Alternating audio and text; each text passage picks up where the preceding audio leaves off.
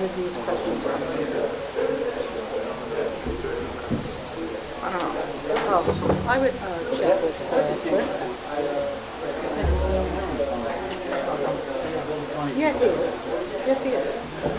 Tom? Did you want to speak to Cliff? Or you just going to, oh.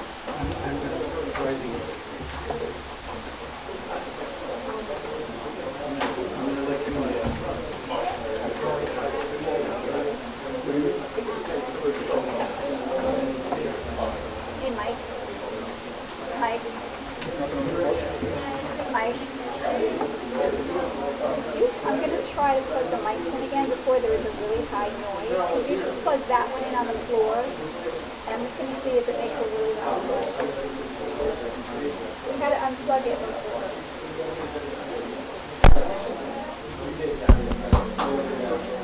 No noise. No, thank you. It's hot, but it's no noise.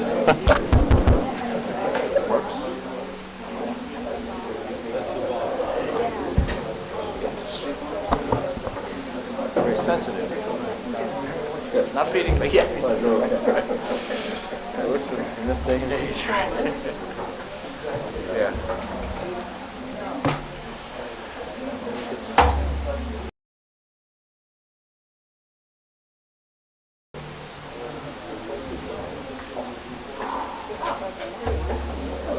Board meetings are on Zoom now, right? Saying that, things you might say in the past. So now, people go back and. Yeah. Mike, can you plug that one in now too? I'm going to see if it works, if it'll.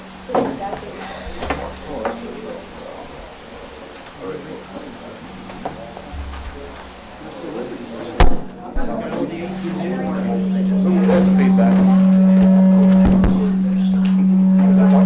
It's pretty hot, yeah. You've just been pointing us.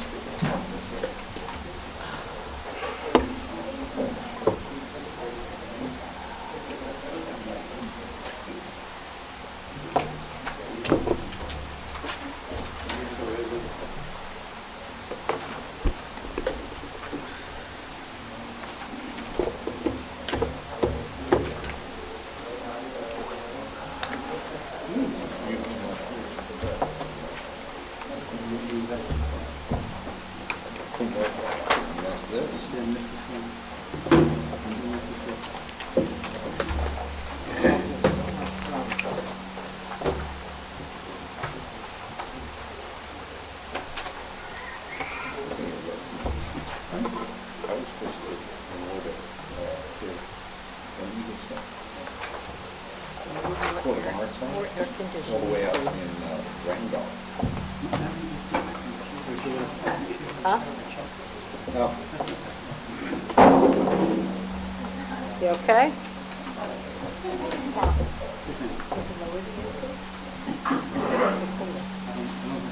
Oh, yes.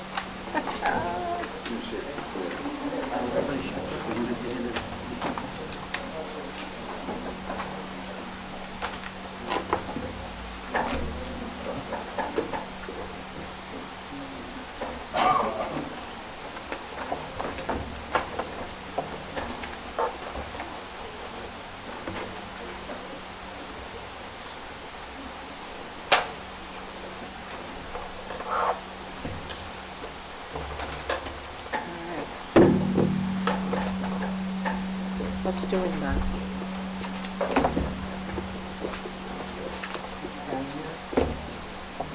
No.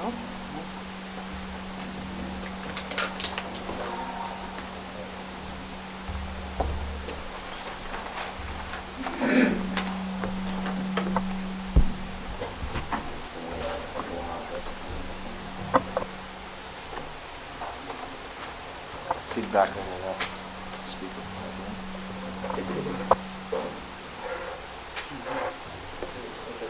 The metal plate.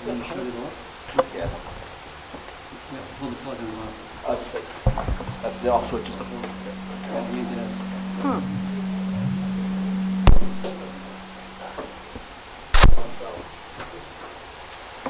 Oh, this is new.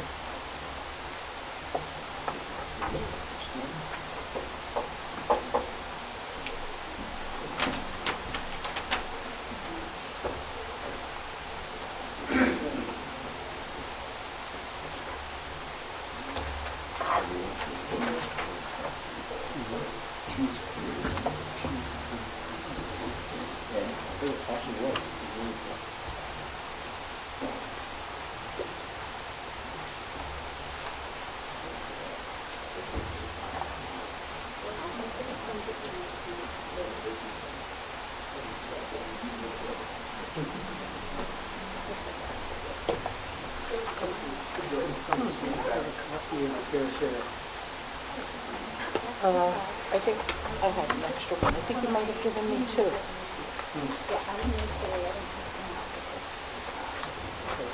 it's still here, but I do have that three. I need to have these. A resolution you're talking about? Yeah. The resolution for the chair. Yeah. Here it is. They're not resolutions.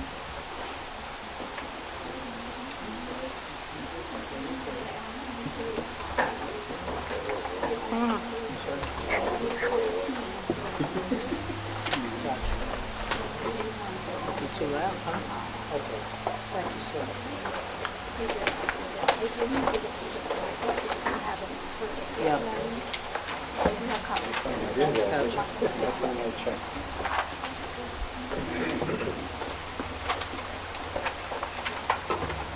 So, did we get this? This most recent, the 30th it's dated. Did that come in your packet? No, because we didn't hear anything since last week. Right, this would have been for June 4th, and when we picked up, I don't think it's Jan, I think I have a complaint, something, but not this one.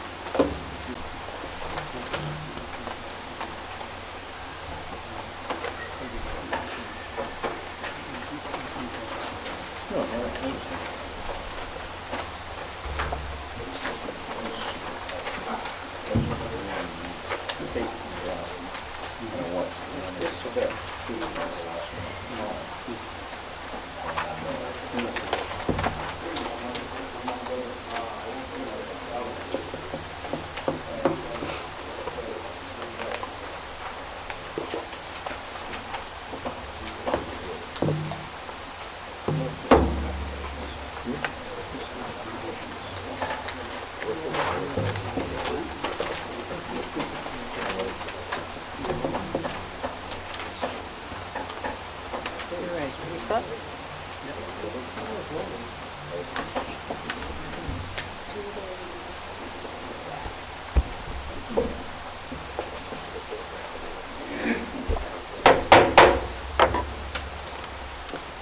This meeting is called to order.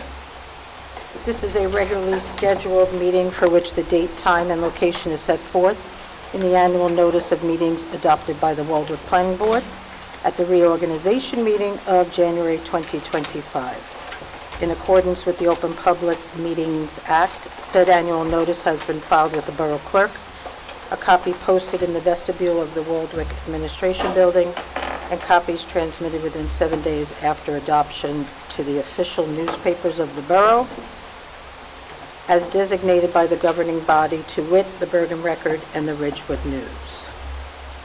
Secretary, please call the roll. Ms. Bedelinti? Here. Mr. Giordano? Yeah. Mr. Bevore? Here. Mr. Demundo? Here. Mr. Fink? Mr. Nope. Kowalski? Here. Mr. Misselwick? Here. Mr. Basilico? Here. Mr. Pantili? Here. Mr. Shack? Here. If everyone would join us in a moment of silent prayer and the Pledge of Allegiance.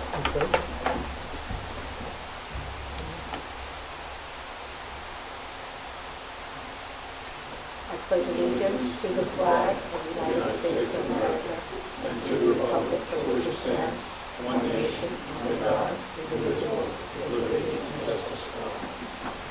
Thank you. Oh.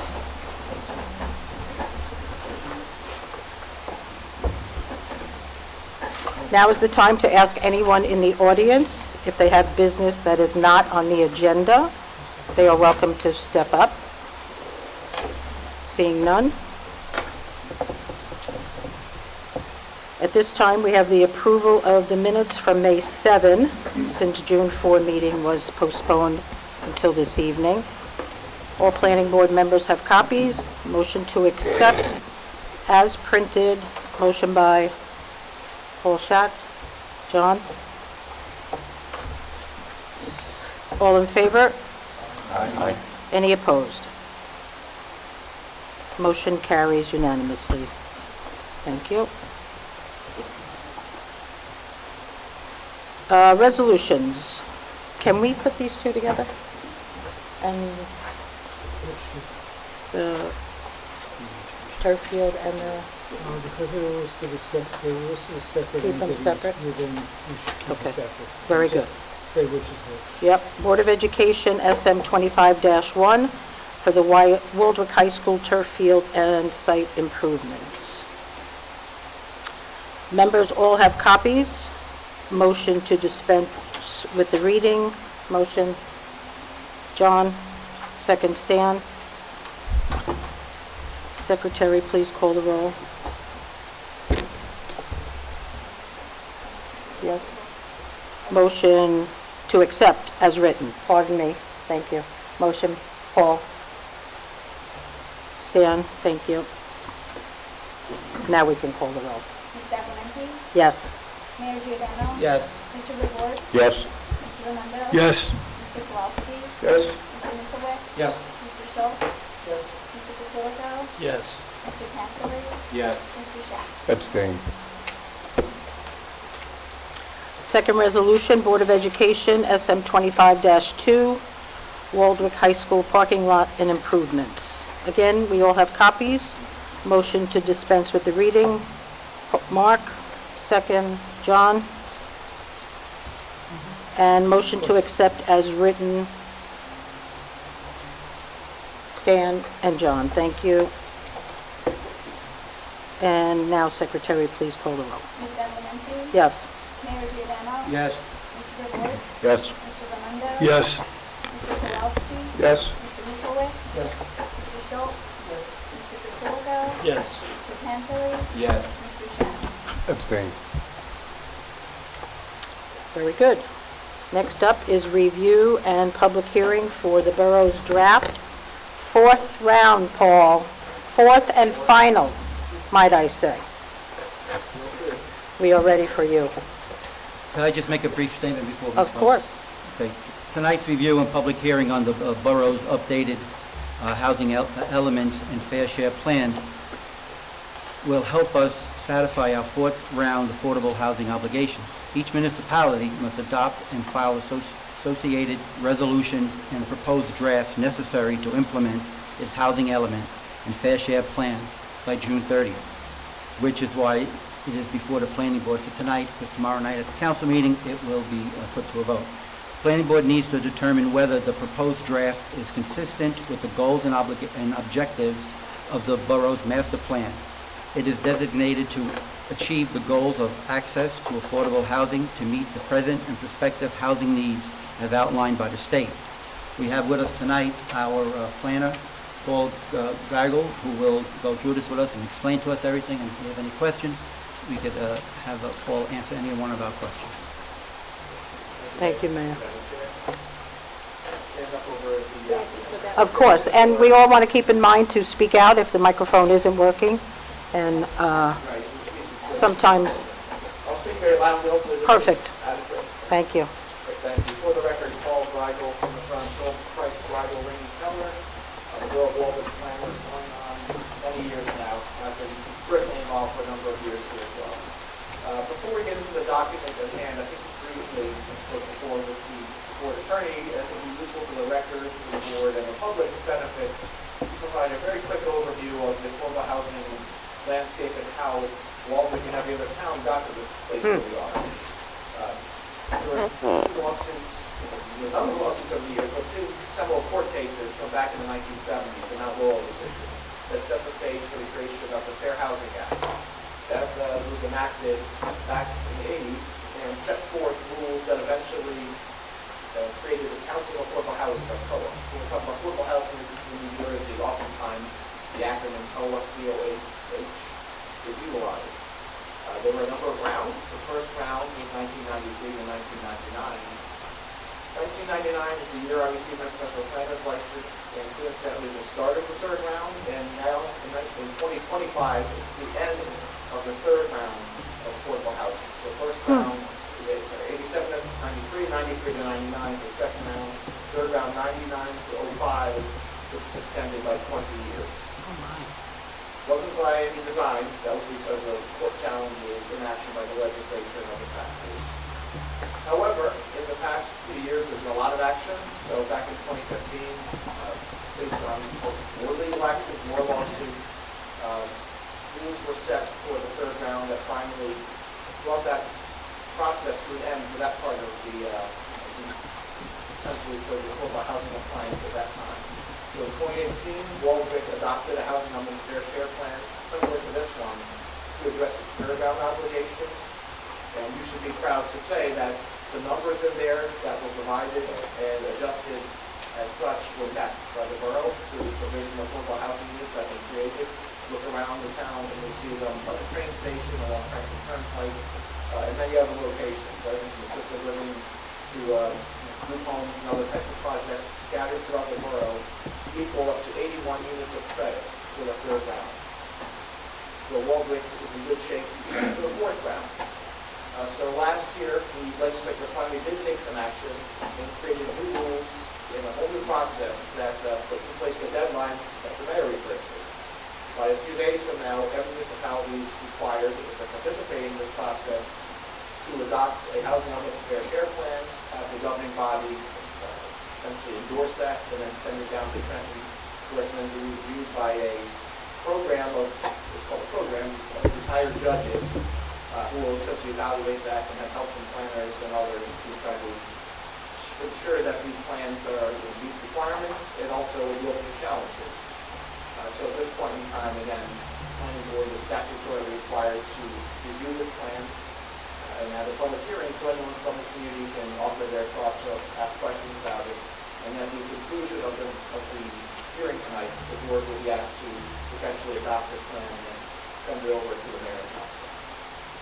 So I know Thank there's a lot you. of background, but I thought it'd be helpful. Thank you for the catch-up. The numbers messed up there, but I think we got all right in the first round, back in the 80s, to the 90s, and now the third round into the fourth round. Going forward, there should be 10-year rounds, so 2025 to 2035 is what's supposed to be that fourth round. It's not the last one, according to the law, there'll be a fifth and sixth, and going on every 10 years from that point forward, the way the law is written. But right now, we're focused on how Waldwick will address numbers as provided and then adjusted through its review of those numbers. So we have a document dated May 2025. It's been available on file. It was sent to neighboring municipalities. It was sent to the county and state as required by law. I don't want to read the whole thing to the record, certainly, but I think we hit a few key points on here. The first part, the housing element, is primarily a lot of the history I just mentioned, as well as background information on the borough's demographics, on development that's occurred here in the past 10 years, just other information that's required to put in there, and is useful, again, for someone looking to see what the state of housing and development is in Waldwick. The more interesting part, or more consequential part, would be what's called the fair share plan that starts on page 18. And this is the section that deals with the obligations that the borough has been assigned and has to address. There are two parts to that, and again, I won't go into too much detail here, but really let's break out the two simple parts. The present need, or it's called the rehabilitation obligation, that's determined by the state looking at existing housing stock and number of households and income levels, that type of thing. That's set at 19. With an obligation over the next 10 years for Waldwick to either itself or through the county or other programs renovate, upgrade 19 dwelling units within the municipality that are occupied by low and moderate income households.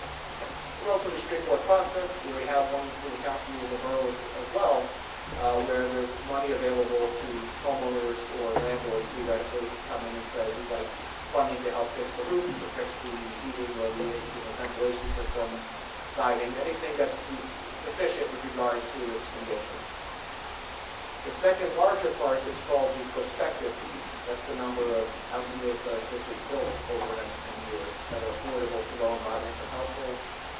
The original number set by the state when they set obligations for every community was 178.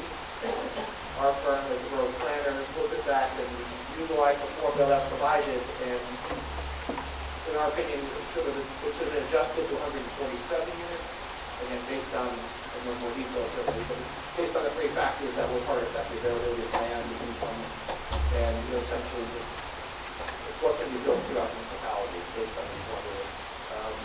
There's a challenge by the New Jersey Builders Association that said that number should not be reduced from the 178. Eventually, Walvick settled with the builders through a mediation process, similar to nearly every other town.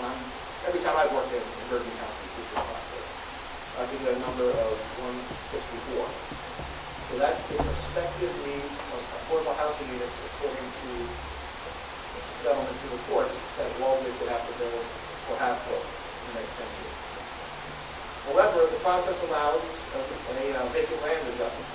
So our firm again helped the municipality with this by looking at what exists on the ground, where there's land we can actually develop, taking into account what's already been built throughout the community, and ended up with a number of 5. That's the realistic development potential, or RDP. 5 affordable units could realistically be built as part of a set-aside of a larger development system. So similar to the project we've been hearing about in the last few meetings, where there's 20% set aside of affordable units, that's how you calculate that. So that's 5, you multiply that with 5.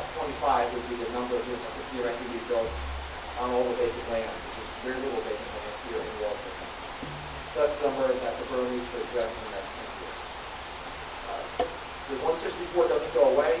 The remainder of the 159 is called unmet need. Again, there's a lot of terms all listed here and explained, but that's essentially that's an obligation that over time, if a developer comes in and says, I found a piece of land that works for development, or the borough decides to go through the development process or other processes cause redevelopment to happen, you would set aside some of the units within any development to be affordable. But again, it's not a number that has to be dealt with directly. In terms of meeting that obligation, again, Walvick's been ahead of the curve and remains that way. Since that 2018 plan was adopted, 36 credits have been created in the borough. And you have 4 projects plus bonuses that have done that. These are going to outline the table here, table 23. Page 24. One Franklin Turnpike. 3 units of affordable housing were created there in that project that was approved and built. The Bergen County United Way project on Wyckoff Avenue that was approved a few years ago had 8 affordable units in there, plus bonus credits. There's 2-for-1 bonus credits for that type of housing, so 16 credits. There's also a group home, Life Opportunities Unlimited, which has 4 group bedrooms that count as credits, plus the bonuses, that's 8. And then lastly, again, assuming it's approved and built, the Harrison Avenue redevelopment project would address a part of this need as well. That would be 6 units. So again, that totals 36 in total when you combine the number of units themselves plus bonus credits. The Harrison Avenue, also has some bonus credits because of its location as transit-oriented development.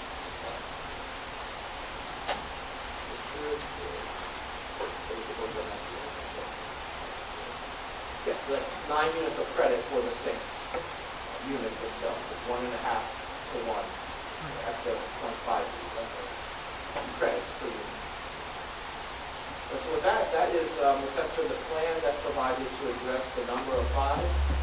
This is, of course, still subject to a process that's been set by the state. There are potential challenges that could come in the future. The processes are set forward for that to happen. Not saying it will happen or won't happen, but that's just the reality of how this works when it's come forward. Past June 30th, there's a 2-month window in which time this again, the plan's reviewed and it's open for preview and potential challenge items. If and when that gets done and the plan is settled, then Walvick can get immunity for 10 years from inclusionary housing lawsuits, from prohibitive remedies, as they're called. Essentially protecting municipalities from people coming in and saying, I deserve to build a large project and you can live in affordable housing. That's, again, the purpose of this whole process is to provide predictability to municipalities and to builders and properties. With that, I provided a lot of information that Unfortunately, I forgot anything, I have to go into more detail, or board members get questions, so we have to do this.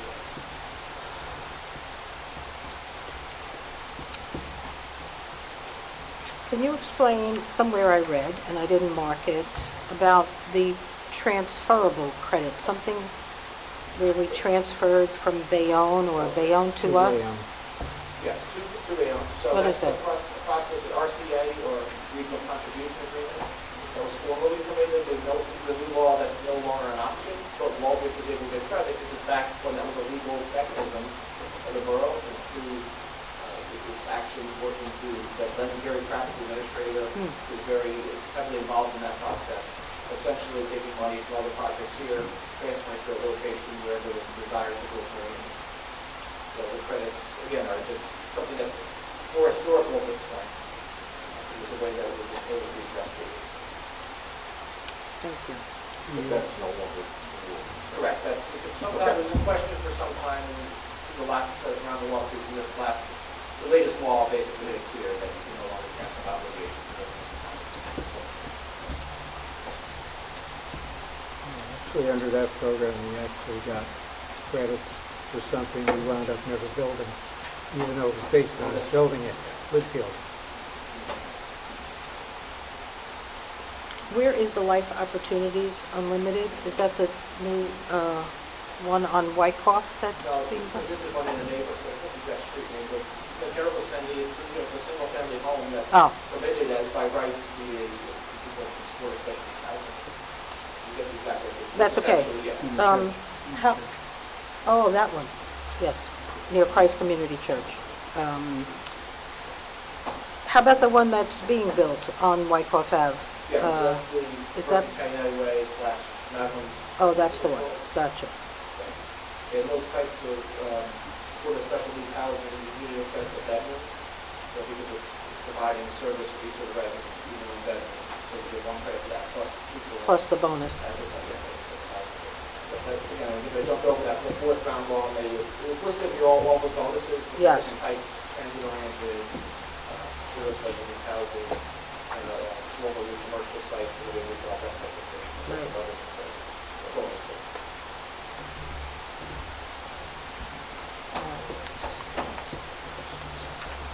Board members, questions, comments? Or just questions? Quick question, the preset names of 19 comes off retrospectively, it's not added to that. So the way that was, good question, so it's so hard to follow, so because there's always been the rehab obligation, that kind of resets the present need. In this case, it's just its own separate entity, if you will, that it doesn't reduce the amount of the other obligation or anything else. If the math works out that way, that's not really the case, it's kind of. It's really 197. Yeah, well, if you add them all together, yeah, but they're addressed in a different way, because, for example, that could be addressed through $20,000 payment to fix up the existing housing unit. Since it's the idea is to take existing housing and make it up to code versus spending a lot more than $20,000 per unit to build it.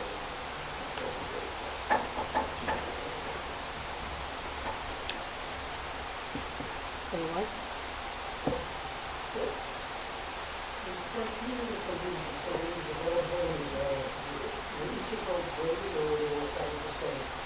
Good question. So there's two different ways that was dealt with. The first one is the Department of Community Affairs came up with its own calculations. So that was not, I came up with a little while back about how this worked. There was essentially a statewide basis, DCA or Department of Community Affairs looked at mapping and said, this ran a vote that here's ran the document. We looked at it and said some cases it's actually open space that's preserved, or it's actually not really developing with the size. And to use some examples, highway medians in some cases are counted as developable. Gotcha. So that's where the formula included that. So the state said one thing, again, we looked at it with boots on the ground and knowledge of the municipality and said, well, actually, not all that's developable will take reduced. So that's how that came over. There's two other factors in that initial calculation. Again, I mentioned income, and there's also the third one I put out before with equalized non-residential valuation. Basically, the percentage of your tax base of commercial, because that actually factors in. I can't go through the exact numbers right now, but essentially there are factors for every town about how much your tax base is non-residential, what your income level is relative to the overall region,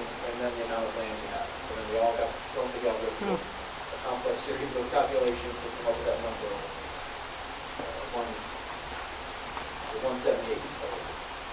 The second, I mentioned the second layer of it was then we can also look, once that number was all set, to say, what's at the out, where can we build? And you look around, you don't know longer than I do, there's not many spots where you can find land for 20 units, 30 units, other than say redevelopment. And even there, it's hard to predict because that's something that, if you look at this 2 years ago, you probably would have looked at Harrison Avenue as a redevelopment area. So that's how we're able to adjust down the code back to not 140, we used it, or the 178, or even that, even the 159 that we got to the court settlement was 5. Is there a list of historical plans that is now, like a Peterborough or Southampton? Oh, yeah. So I can follow and still see what every town is, what they, originally allocated and then what they negotiated? Yes, yeah, actually, it's actually a good, pretty interesting spreadsheet, I see that fact here, but, because I was curious, I looked around in terms of what county at the various levels. Is that on, you know what it's like? You just, through Department of Community Affairs, the MJ, so MJ.gov, just search affordable housing, look at the pop-up for these, those are actually really quick, like the fourth round calculations. There's a summary table, plus actually spreadsheets showing the locations of all the land in the community as well. Anyone else on the board? Well, as a practical matter, we came up with numbers. Those numbers were challenged as being too low. And the challenge came from the Builders Association, right? That's correct. And so the challenge comes from those who want to make money building these things. That's, It ain't altruism. look, there's a challenge that was blanket essentially statewide and they didn't editorialize here, but literally did not follow the process that was supposed to be followed for challenges. It was not specific to our numbers in New Albany. It was just, all these numbers where everyone's challenged it and made it lower, so we should take it higher. And that's why when it was then reviewed by the courts, there was a lot of willingness on the part of the courts to settle at more reasonable numbers than they were asking. Thank you.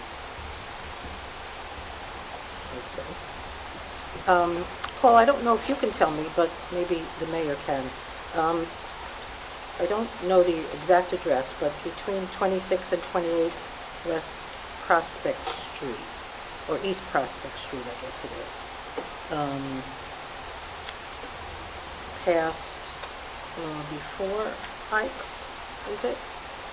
That setback apartment complex, is that any affordable housing back there? Is that just, that's West East Prospect. Prospect? West. It's west. Yeah, once across the bank. On the other side. Okay, they're not across the tracks. So do you know which one I'm talking about? Is that affordable housing? I think I had been before there was an ordinance in place to actually units out of it. Because I didn't see it listed in here. I don't know. Grocery store down there, Yeah, before that. Yeah, right there, exactly. Anybody can elaborate on that? Well, I guess it doesn't matter much since it was before. Okay. I was curious. The chart on page 23 lists what did get credit previously, so it's all there, and a lot of them, but that's not one. Not one. Okay. That was approved. Those numbers, the 81 there were approved by the court.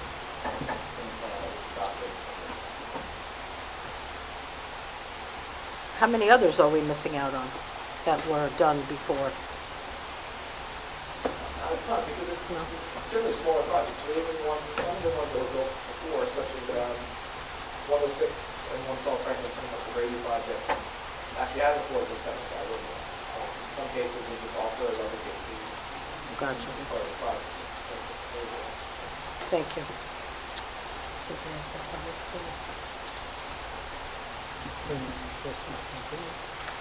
Board members, anything else? Public, questions, please? Seeing none?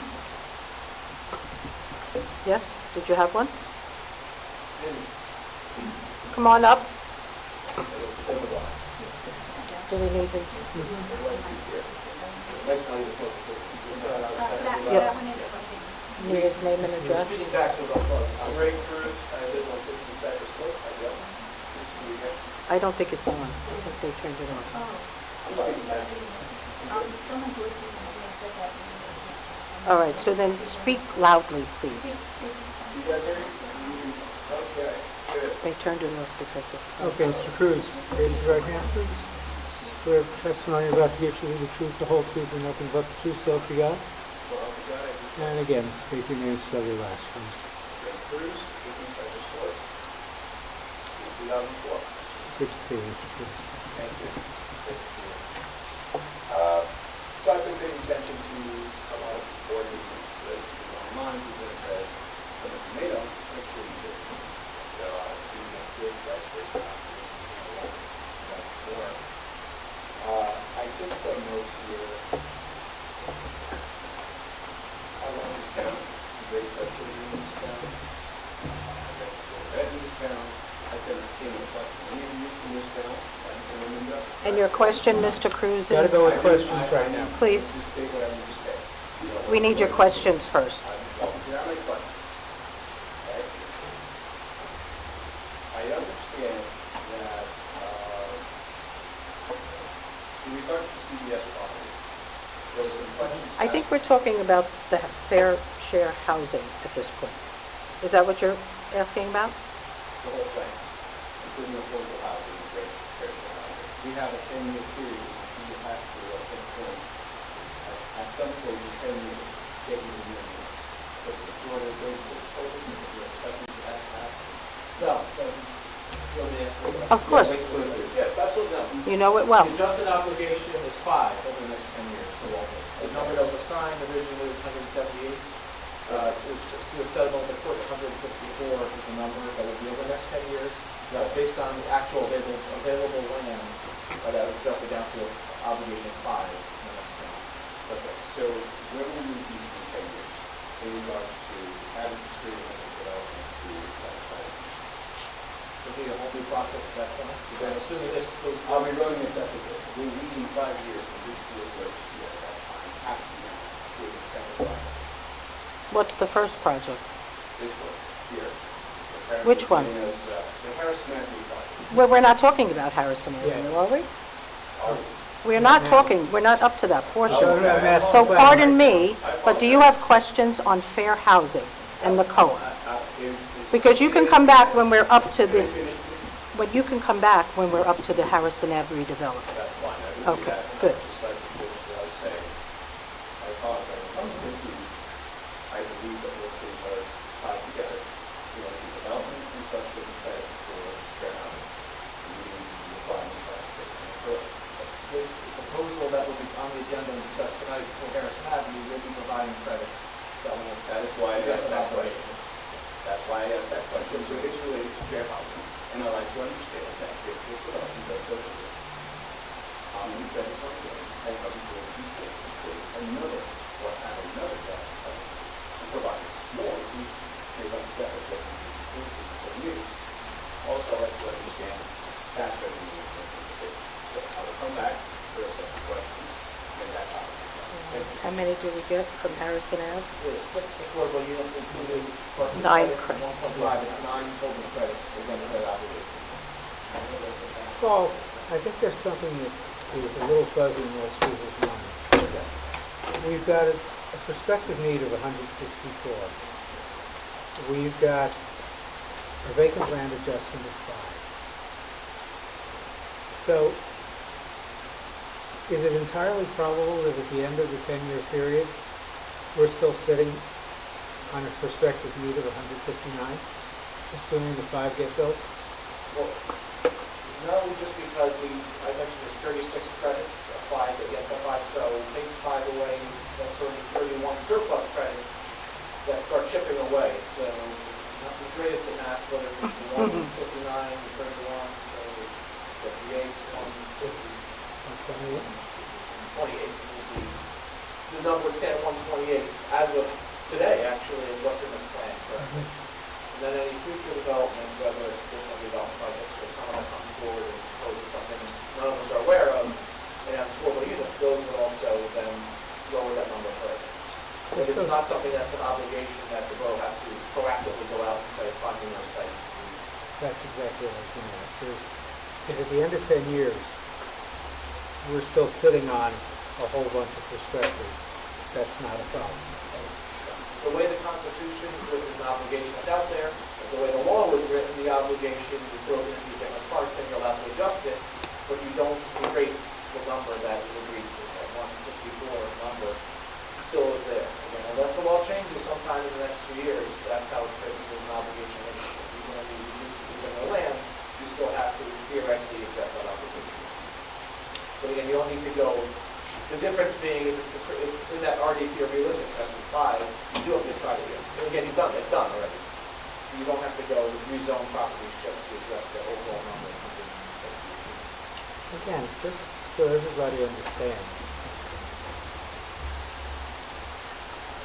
Are the numbers we're looking at now based on a constant that has gone from, this is round 4, round 3, round 2?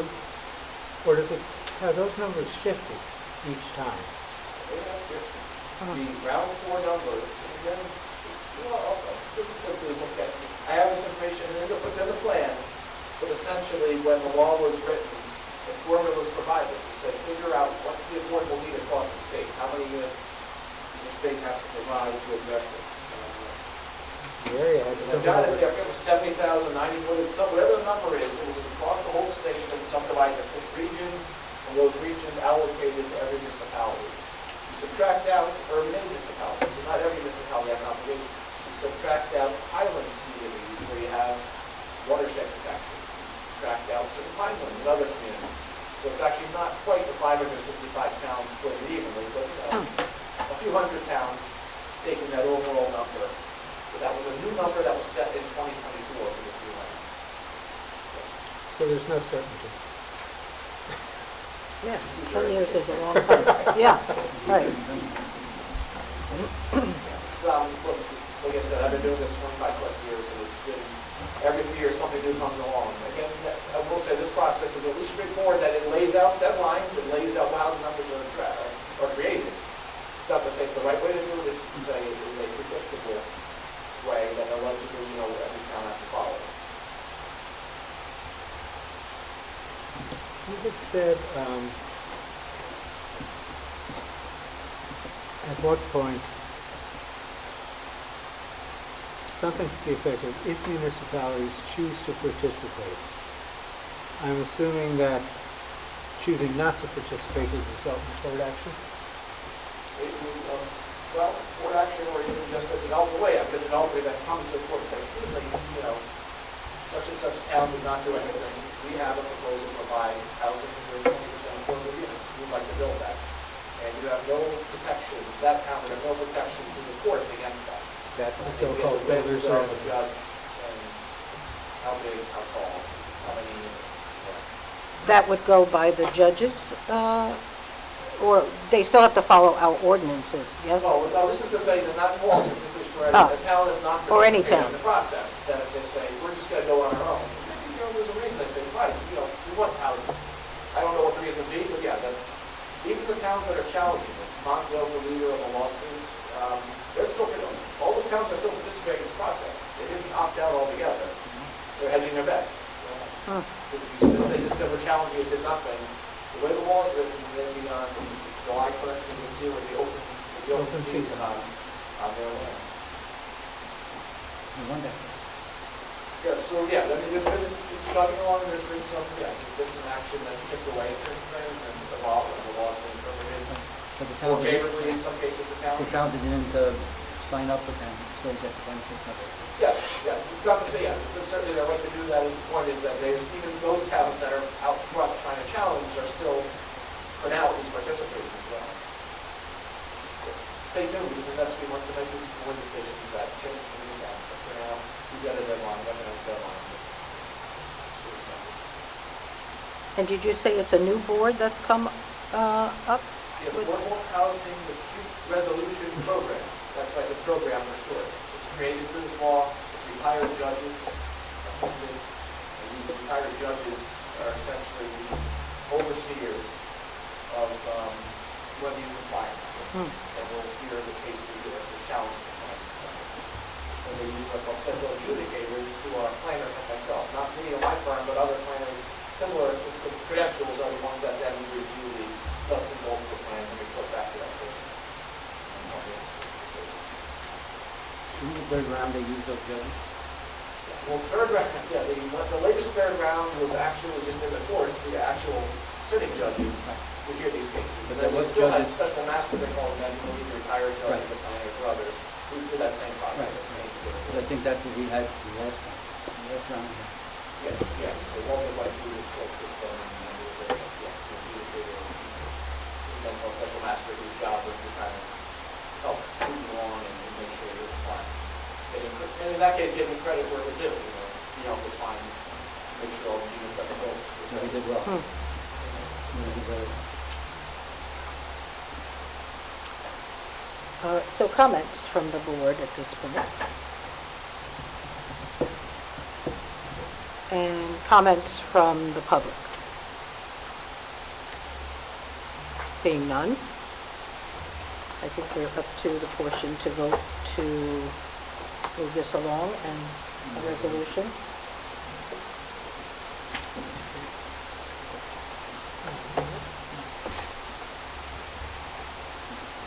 Anything else? Should we have the proposed resolution read?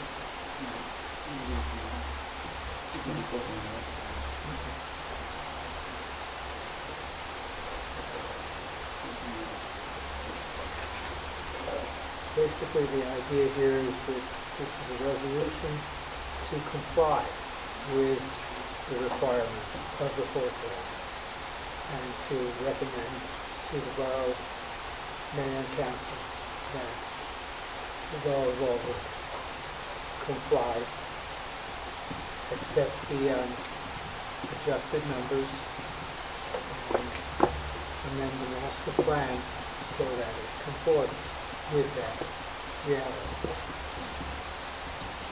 That's really the long and short of it. 12 pages to say that. And that goes to the town council tomorrow. Yes, yes, it's important. And we do a roll call for that to vote, yes? So a motion for the vote. Mark, and a second. Stan? All in favor? And then we'll do a roll call, yes.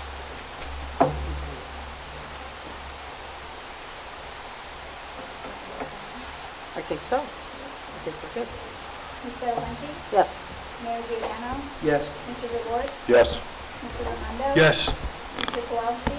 Yes. Mr. Missowitz? Yes. Mr. Schultz? Mr. Pasilko? Yes. Mr. Cantili? Yes. Mr. Shen? Yes. Very good. Thank you, Paul.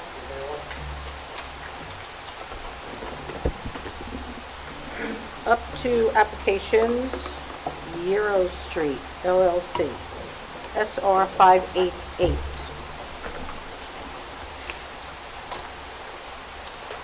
'20 Wyckoff Avenue. Yeah. Jim, can I borrow you to see if we could turn that microphone on, please?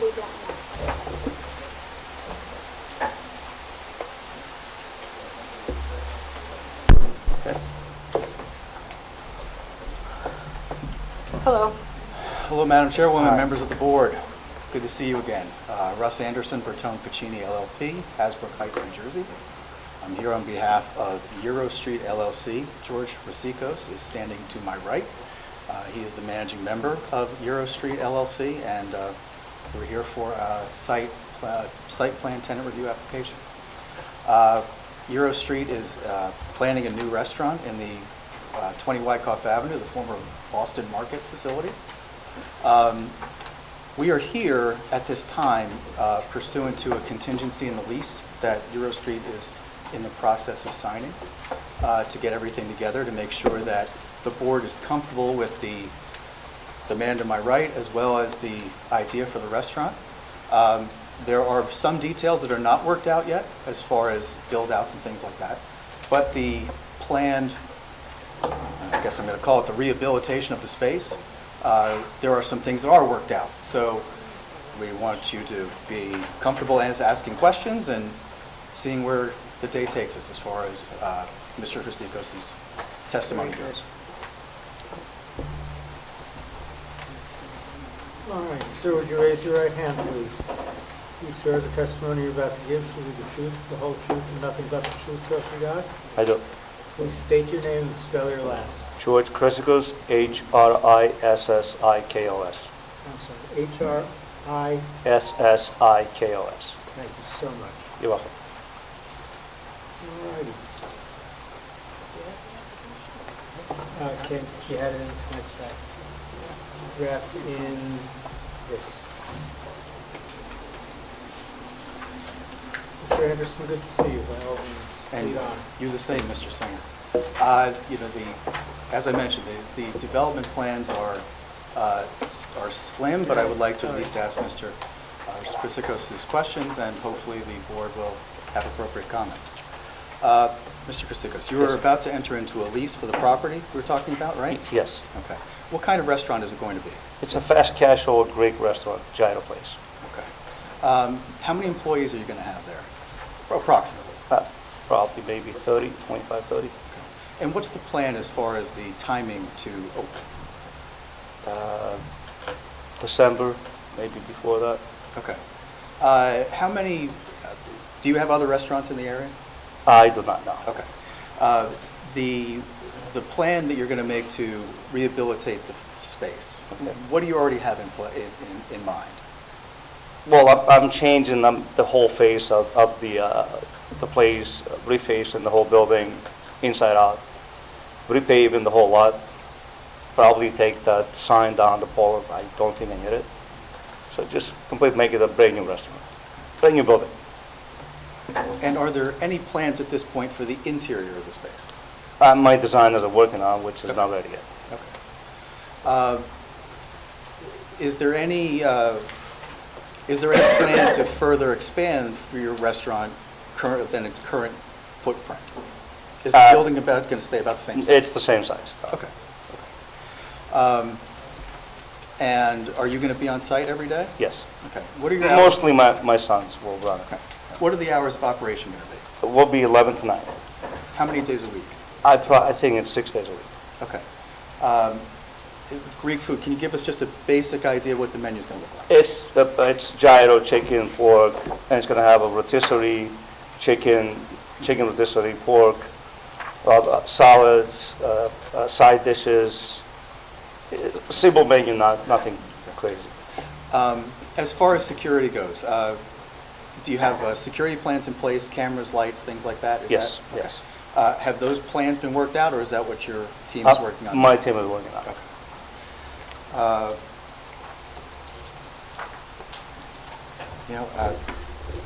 Frankly, because there's not much as far as the plan goes, that's kind of the extent of my questions. If anybody has any comments or questions, Yes, please.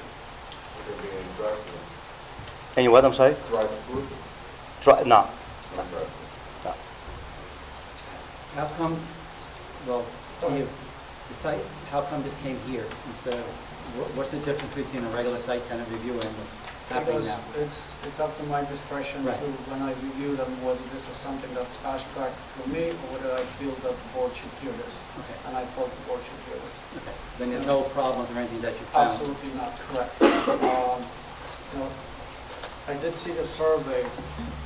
I wish I would have seen the breakdown of the parking spaces that are behind your property with the next lot. It all says that it's certified, you know, it's because there are other parking spaces past your designated Yes. spots. Yes. I wish I would have liked to have seen that, because these are strictly associated with Boston Market or X and your property. Right. How many spaces are there directly behind you, and who is going to maintain them? Well, I'm not sure how many. I think it's a little over 20. I think if probably I will maintain it. That's, You will maintain yeah, I it? will maintain it, yeah. Because I'm going to use most of the, When you repave your portion of the parking lot, will you also repave Absolutely, yes. the rest of Yep. it that's behind it? Yes. Okay. And put actually columns right around the property, protection columns, yes. That was one of the reasons why I felt that it should be heard by the board, because of mainly the issues with the parking lot. I think it was something like that. Okay. Also, to your application says 7 days a week, you mentioned 6 days a week. 6 days a So week, no, 6 days, yeah. If down the road you feel that you might be open 7 days a week, this would be the time to adjust it. Like 10%, maybe not, but I'm planning to do 6 days a week. The idea is if you come to us and ask for the 7 days, you don't have to have open 7 days, but you can open 7 days. If you ask for 6 days and you decide you want 7, Uh, you got to come back. I'm going to stick with the 6 days. Okay. Yeah. Joe, are you done? That's it, thank you. So are you planning for outdoor seating? Yes. If I'm allowed to, yes. I could jump into that one. So we have a provision for an outdoor cafe, so every establishment can, have certain number of seats for outdoor cafe, providing that they meet certain obligations as the outdoor cafe stipulates. So that's something that could be addressed after the approval. Okay, I'm going to be honest with you, we're at a bit of a disadvantage here because everybody's seeing this for the very first time tonight. So here's my question. What is the square footage of the space? 2,985, approximately. I think. Approximately. Yeah, close to 3,000. Okay. Somebody quicker than that with math than I am, Joe? So how many tables did you expect to have and how many seats? I think probably about 50 sitting, 50, 45, 50.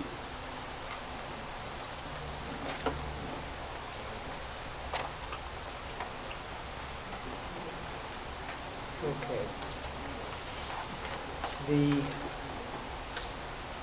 calculation for both seating and parking is laid out in the borough zoning ordinance.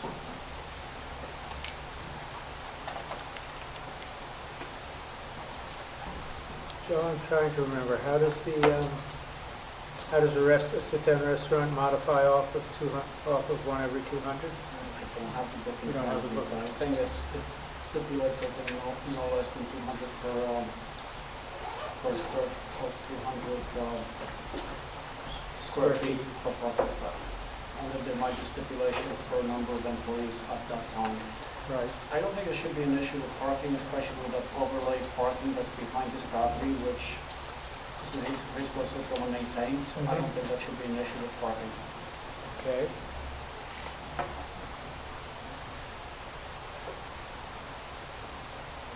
And as a practical matter, Board of Health and Fire are going to determine the occupancy. Correct. An applicant will comply with whatever. Oh, Yep. I expected that. It's just, normally we're looking at some numbers. Sure. You said something about the sign you're getting rid of? Are you going to place another sign Not in the front, no. I don't think I need it. on the building? On the building itself, yes. Is he talking about this parking out behind, this overlay parking? How much is out there? Do we know? There's about 20 spaces. About 20 spaces, yeah. Quite a Yeah. few spaces. So it's about 20 and 20? Correct. So we got it. And the access to that extra parking is no problem? It's actually through existing restaurant plus the two other buildings that are following right afterwards. Okay, and They there, all have access. all right, and there are agreements in place? Are sorry? there agreements in place? Yes, As in signed agreements? not signed, no. It's an existing building. Will be alcohol? No, no. Bring your own. if they want to.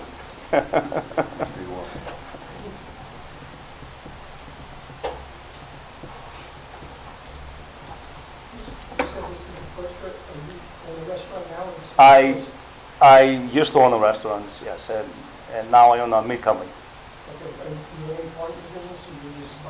It's me and my kids now, no plus, yes. My son, I used to live in this area, my son still lives in Waldwick.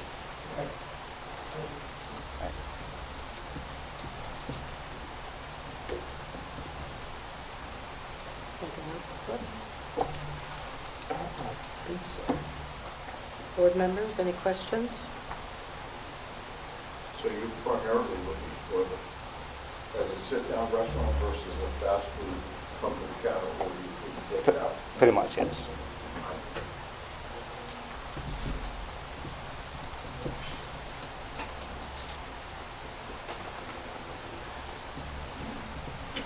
Anyone? Seeing none?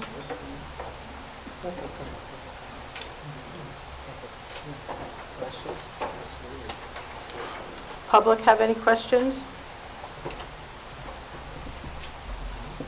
Seeing none? I have a little comment. Comments are up. The survey out there, he says Borough of White Oak, I think it should be corrected to Borough of Waldwood. Oh, Okay. That was unfortunately the previous owner had the survey prepared, so. Okay. thanks, Joe. Kessner knows better, too.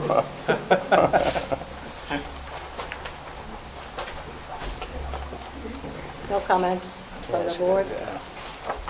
Comments from the public? Seeing none?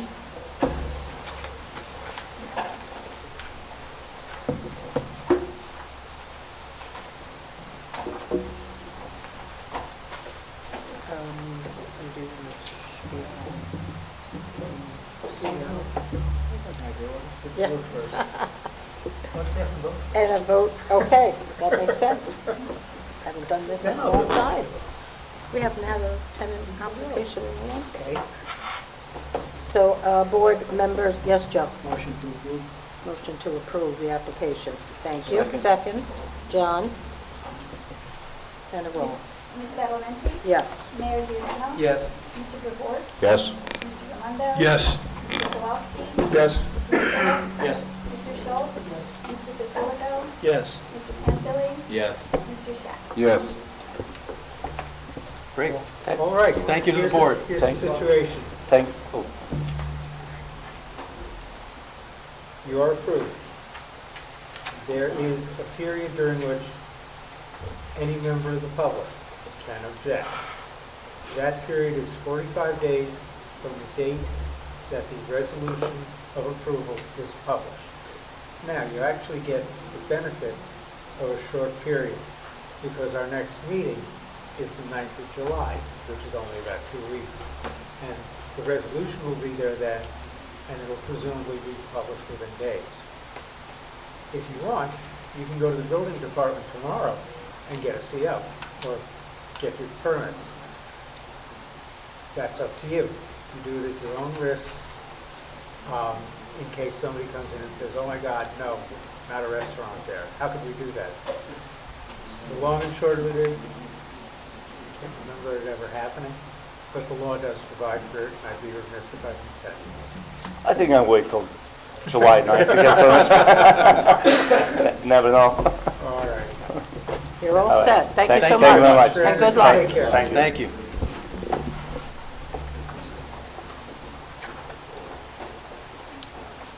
Next up, Harrison Avenue redevelopment, continuation. Madam Chair, I have to recuse myself from this. Very good.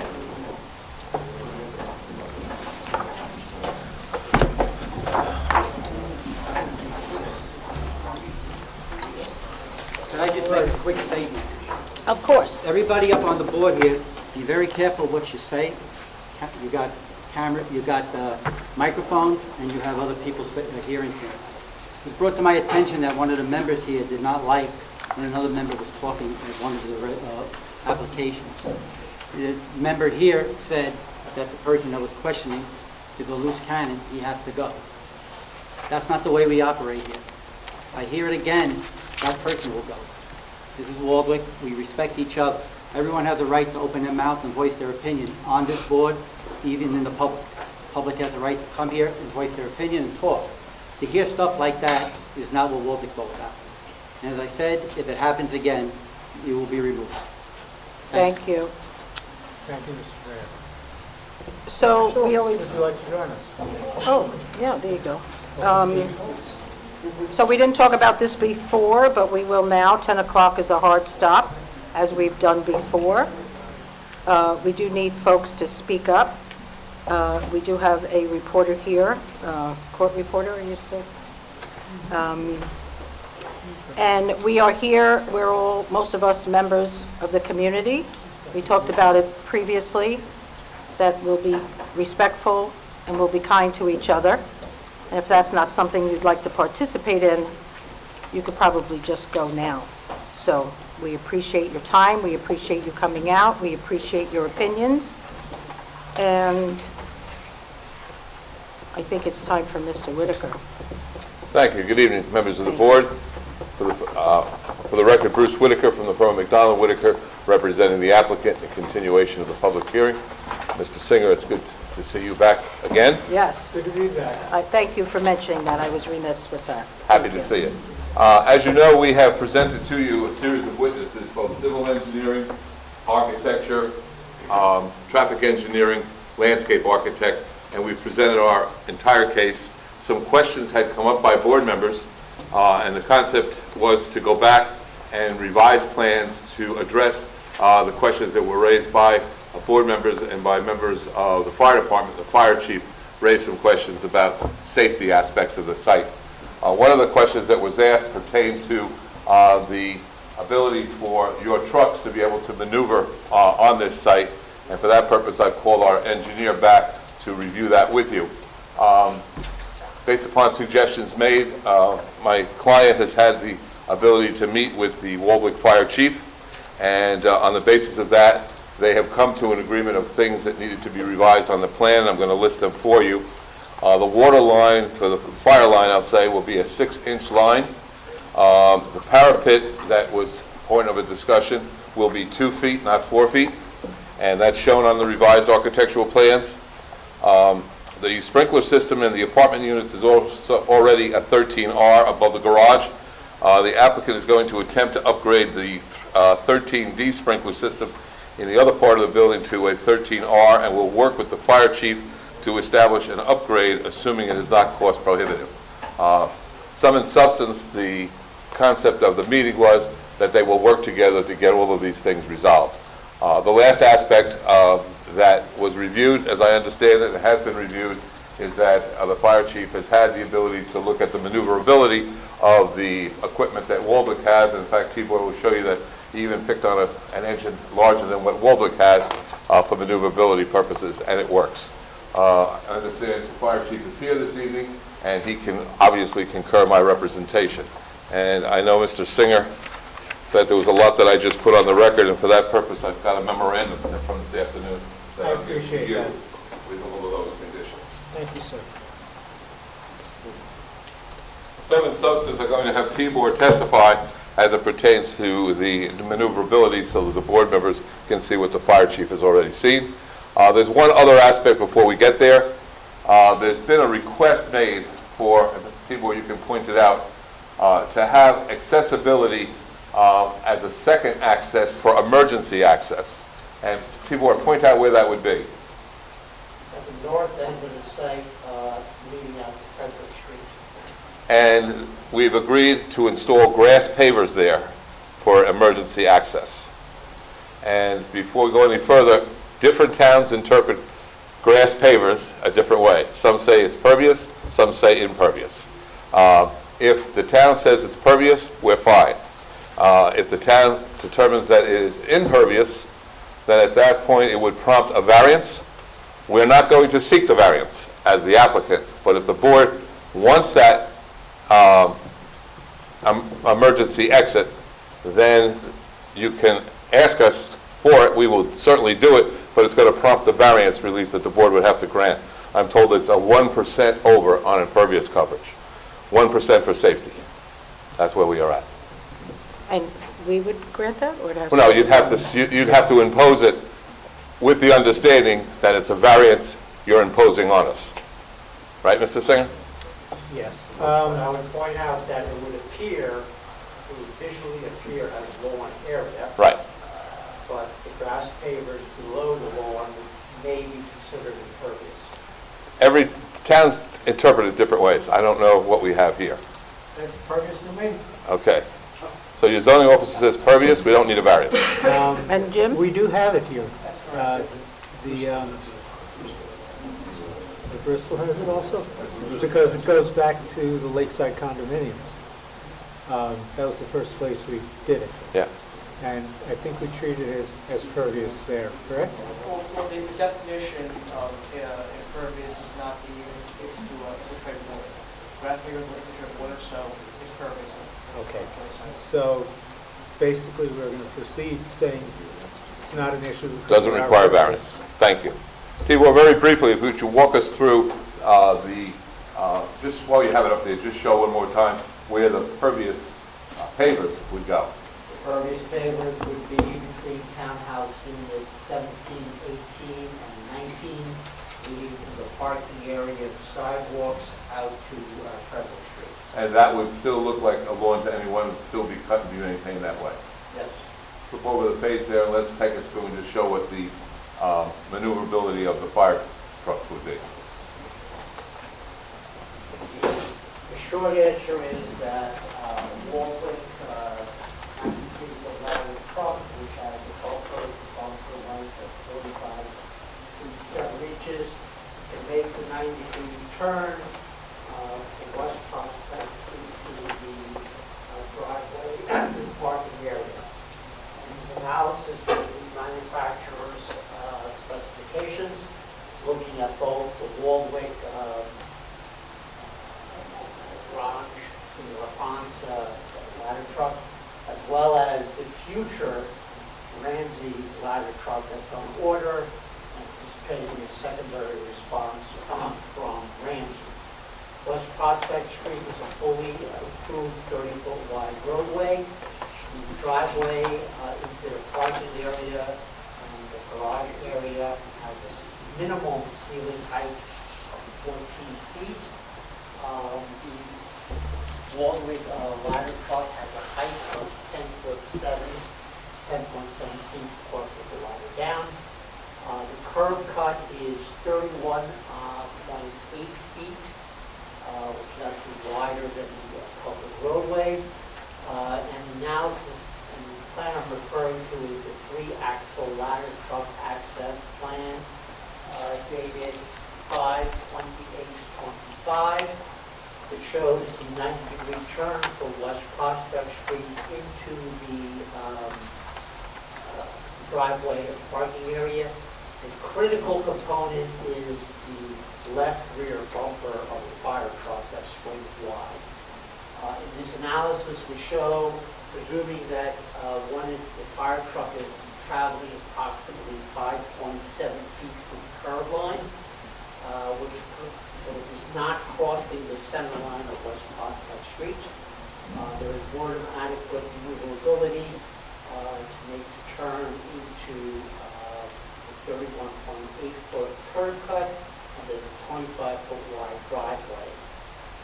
Critical to that is that that area is currently and in the future should be I have, thank you. posted no parking. Anybody else? Provided photographs and those existing no parking signs. The critical component is the swing of the left rear bumper for cars across the street.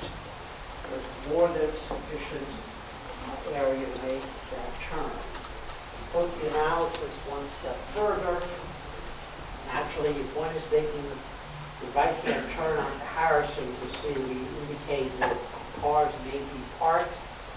The area actually on the west side of Harrison Avenue is also currently posted no parking for the first driveway for a very good reason. If you look at the diagram, there would be a conflict if there was cars parked in that area. And it's normal for a fire truck to cross the center line of a 30-foot wide roadway as indicated in this analysis. The short answer is, with proper parking and an experienced driver, a Waldwick ladder truck, or the future Ramsey ladder truck to make the turn. I'd like to, just for the record, indicate what plan that is, because we've got to mark it as an exhibit. Mr. Singer, it'll be A25, excuse me, 26. The traffic assessment report was A25.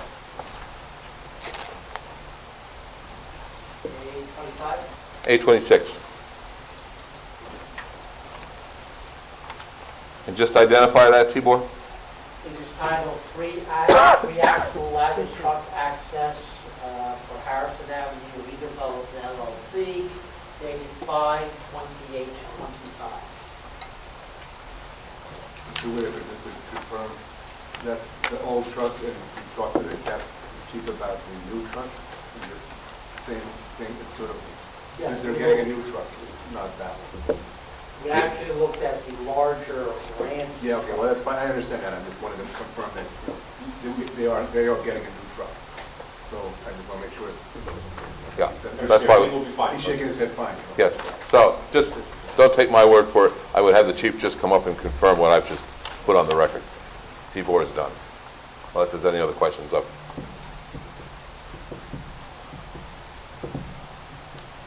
Andy, you want to just come up? May? Yeah.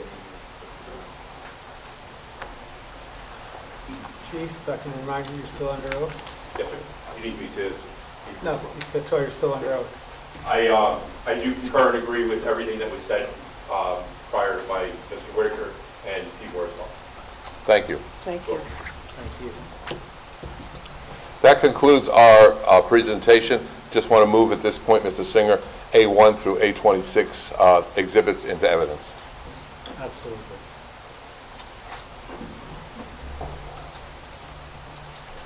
We had some public comment at the last meeting, and at this point, I've concluded, so at this point, it's up for the board to consider. I guess they want to accept public comment based on what we've had testimony on tonight. I think it would be appropriate, given the fact that these are some of the issues that came up at the last meeting. And y'all have obviously taken time to work on it. Some of all this listed I'm sorry? on the new, on these. They don't have to go through the stipulations that were questioned, are the stipulations? The document speaks for itself. It's been submitted, and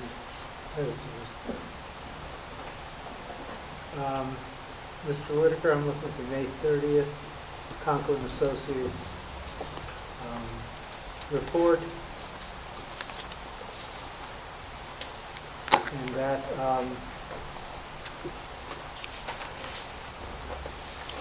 A third, all of the board can rely on all of the representations therein, Correct. and they can be incorporated into any resolution. Yes. and Chief, you had asked about a third fire hydrant. That's incorporated, yes? Right. So Chief, you're fully satisfied with every, from a Yes. safety aspect? I'd just like to comment if I could when time. Okay, a couple of minutes. Thank you. But yes, I am satisfied.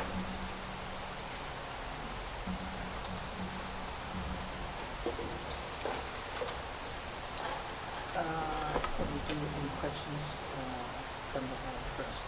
Sure. Go back to that. Planning board members, if you have questions or would like to comment, no, they're questioning. Questions about things that have changed? And that's, the latest was the May 30th after the May 21st. That was a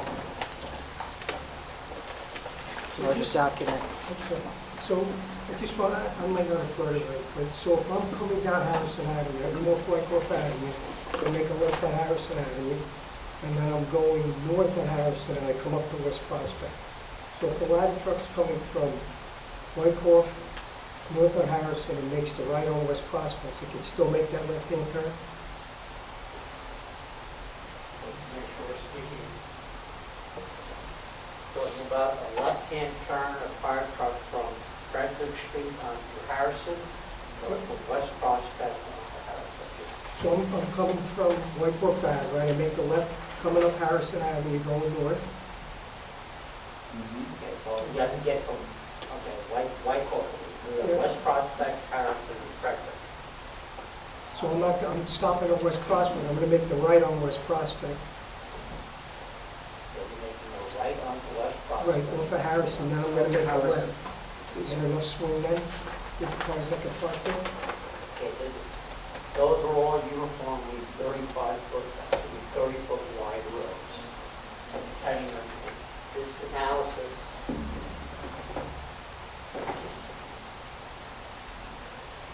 if you look at the center analysis, a fire truck will have to cross the center line of the roadway if there's cars parked along one of the curb lines. I think what he's coming down, coming Can I show? north on Harrison, he's coming north on Harrison. It's going to be, you're going from a 30-foot wide roadway to a 30-foot wide roadway. There are 9 cars parked on both corners. There is sufficient area to move the road. In this case, this curb line is currently posted no parking. So yes, that turn is the reverse of what we showed you, but cannot have cars parked along the northern curb line of West Prospect Street. But on the southern side of West Prospect, where parking is allowed, I think that's what he's asking. You're coming in off of Harrison Ave from the south. Yes. The part that is there going to be you sufficient? cannot have cars parked on both sides. We understand that. You can't have parking on the side that the building is going to be built on because currently that is stated. There's no parking. But on the side across the street, there is parking allowed. And if you're coming from Harrison Ave, I think that's the question that Jimmy is asking. If they come on Harrison Ave from the south side and turn onto that street, and there's cars parked on that road, will they be able to turn in? Or you're saying that they can only come in from...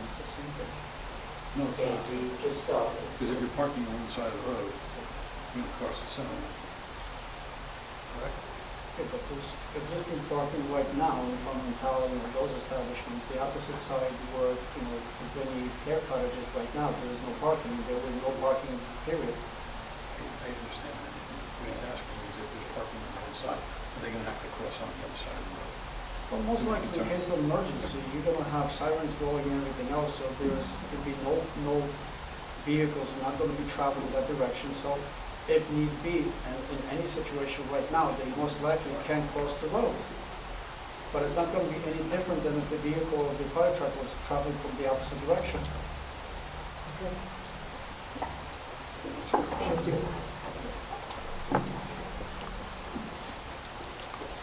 John, you were going to say something? Oh, it'll come back. It comes back. Anyone else? Questions? Questions? So much paper to keep.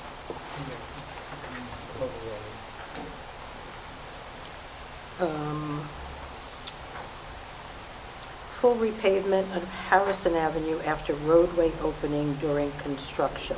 Yeah, we've stipulated to a number of stipulations. Right, that's Did what I'm that reading. on the Number record, 18. did that on the record last time. So will there be a sidewalk on the other side? There's none now, but you won't be putting another. There is no sidewalk proposed on the opposite Right. west side of Harrison Avenue. There is a sidewalk along the property frontage on the east side of Harrison. We're meeting all the streetscape requirements that's required by the redevelopment ordinance. Right. I remembered that. Good, told you to come back. Chief, you had mentioned, if I recall, that there was a question about putting your bucket up on the roof. Has that been satisfied with these changes? Yes, it has. Thank you.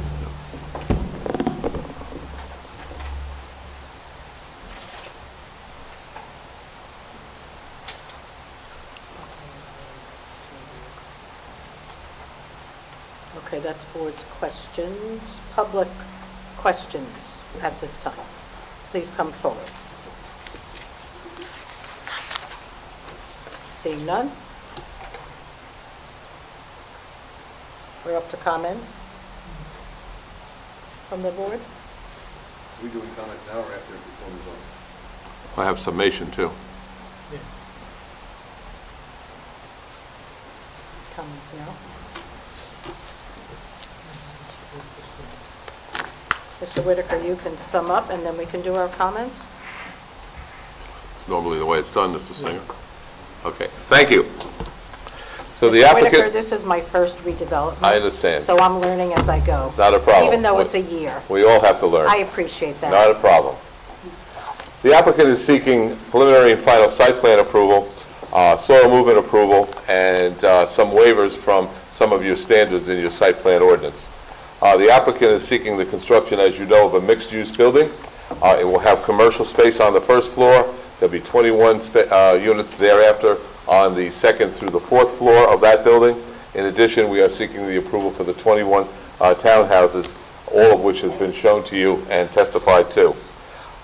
What's important to note is that the applicant is meeting all of the zoning requirements, meets all of the zoning code requirements, the redevelopment plan. That's been confirmed by your engineer and by your planner. The applicant, most importantly, is fulfilling the affordable housing requirement, promulgated under the redevelopment plan, but also promulgated by virtue of your ordinances. So as you heard earlier this evening, there are 6 unit credits, and plus the proximity to the rail station at this point gives you a total credit of 9. You've heard the testimony of our civil engineer that met and testified that it met all engineering criteria. You've heard the stipulations we've made that we can meet all of the requirements set forth by your borough engineer. You've heard the testimony of our architect. You've heard the testimony of our traffic expert. The traffic expert stated and testified to that the levels of service at the site and the levels of service on the street by virtue of this development will not change. He testified to a level of service B, and it remains that way. And he also testified that the ingress, egress, and the site interior layout for parking and aisle width, etc., all meet acceptable standards under IT provisions. You've heard the testimony of the landscape architect that actually told you and explained to you that there'll be more trees placed on this site than exist there today. That testimony was provided, and he showed that it would meet all of the landscape requirements of your ordinance. We've now had the ability to meet with your fire subcode official, and you've had those stipulations given to you tonight.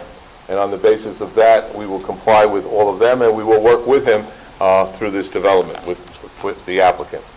The waivers that we requested are minor in scope. They were testified to. A waiver is not a variance, as you should realize and know. It just means that based upon the conditions of the property, some of the minor issues pertaining to site development cannot be addressed and met, but they are de minimis in nature, and there was no objection to them by your engineer or your planner. On the basis of that, NJSA 40 Planning Board shall approve the application. And I respectfully submit to you that we have met all of those requirements, and we respectfully request that you grant preliminary and final site plan approval, waiver approval, and the soil movement approval. Thank you. Mr. Whitaker, refresh my memory. We had testimony as to the soil movement? As to what? We had testimony as to the soil movement numbers? As to the what numbers? Soil movement. Yes. Tibor did that at the first meeting. I'll go back to my notes. Yep. It's been a while.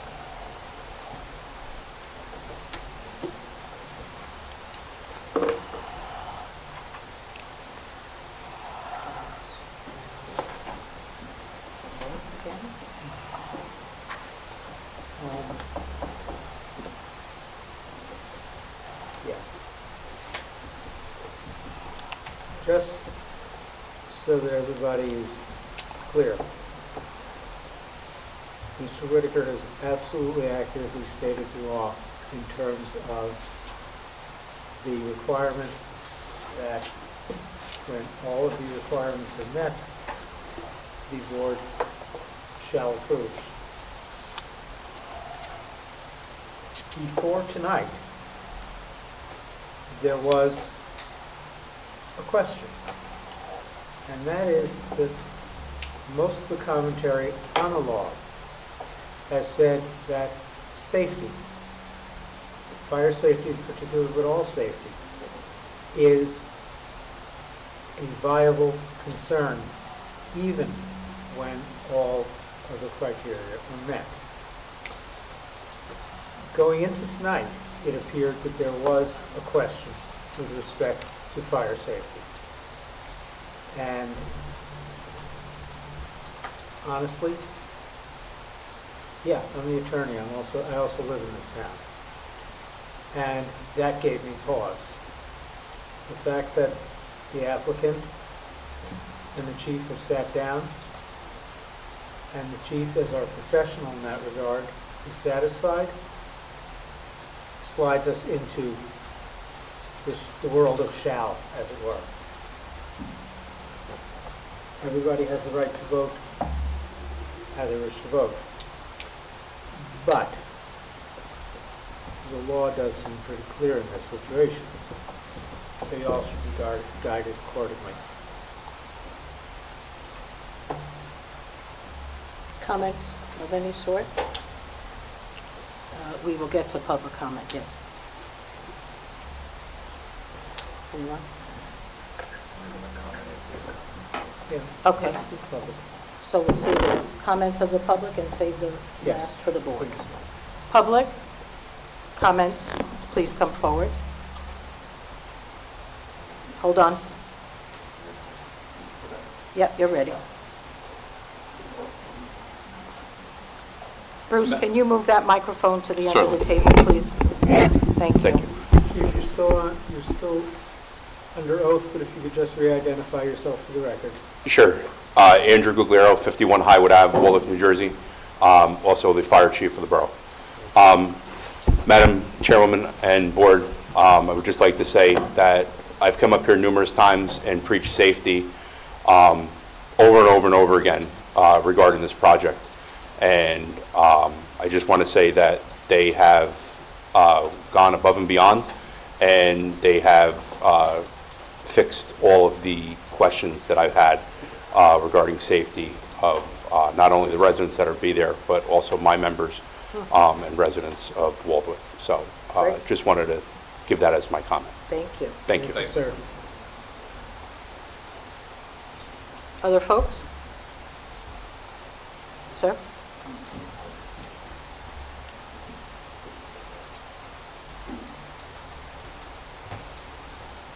My name is Randy Reveley. I'm the owner of 37, 39, 41, and 43 Harrison Avenue. I've been before the board 10 times on projects of my own. 6 of them were within 1 block of this Mr. Reveley, application. before you start testifying, can you raise your right hand, please? Testimony you're about to give, so the truth, the whole truth, and nothing but the truth, so help you God? I do. State your name, spell your last for the record. Randy Reveley, Reveley. Thank you, Mr. Reveley. So my first experience with these properties was 15 years ago, when I was walking from my office at 28 West Prospect Street, north on Harrison Avenue towards Frederick Avenue, and there were rats running casually across the street. So I called an exterminator, and I also knocked on every door, because I wanted to alert the owners that we had a problem in the area. By the end of the day, I was able to contact every homeowner through the tenants that lived in them. There wasn't one owner in the buildings, they were all tenants. And 2 of the tenants didn't even know how to contact the owner, so I had to go to the tax department. So these properties became obvious to me that they were investment properties, and they're destined for something other than what they existed as across the street from Rocket. So 2 years later, the Hare Cottage moved into what I refer to as the Sharon Kwan building. Right? And I was able to acquire that lot. Now, with that lot having been acquired, and since I had worked on, as I said, 10 applications on projects in the area, and 8 of them, the applications, were for projects within 1 block of this area. I was very interested in seeing this area improved. So I set up with a bank to arrange for the financing to be able to try to acquire a couple more properties, and I did. That's when I acquired 39, 41, and 43. So here I am with 4 properties. I hired Thomas Bryan to do a study on a mixed-use building, and it was commercial and it was residential, half and half. And I evaluated it, and I thought I had 3 projects that I had approved by the board, the commercial component, and they stood vacant for 2 years. And 2 of those projects came back to the board, and they got approval to build an apartment, and that saved the place from being vacant for any longer. On my own property at 28 West Prospect Street, I lived at 102 Franklin Turnpike. I didn't need an office. I just needed a lot to keep my 2 trucks on. So I tried to rent that office for 2 years for $1,000, and I couldn't rent that office in that area. We have a problem on this side of Franklin Turnpike. So meanwhile, I've acquired these properties, so Tom Bryan is working on this mixed-use building, and I decided I can't do it, even though it's ready to go to the board, because I had these 3 experiences with commercial properties. Just wasn't going to take the chance. I'll make this quick going forward from this point. I then went to a full apartment building. I said, Tom, please design me the maximum residential building you can for these 4 properties, which are 4 of the 8 in the application. And Tom came up with 20 apartments, 30 parking spaces, 3 stories high. I ran the numbers. I built 2 25-unit, 8-story buildings in my career. So I could run the numbers on what it would cost to build a building and if it was viable. And I came up with it couldn't be built. It didn't have the economies of scale. I mean, simply put, in real life, if you have a buildable lot and you have a foundation on that lot and a roof area in that lot, it's going to be the same, whether it's a 1-story building or a 4-story building. And if you're trying to build a 3-story building, you're going to come out of this, you're not going to cover it. You're going to need 4 stories. That's what I determined. So I wasn't going to go to buy those other properties. That wasn't happening in my lifetime. I'm 75 now. So by that time I was about 60, 68. And I said, I'm going to have grandchildren pretty soon. I'm not going to get involved in this. So I wanted to do a 20-year lease with a restaurant drive-through on that property, 3 of them, and keep 43 Harrison alone. So I'm getting ready to go to a national realtor to get a 20-year lease is what I wanted to do. I'm just giving you a little history of this property and what I tried to do with it. And I had people who had contacts with Starbucks, people who had contacts with Chick-fil-A.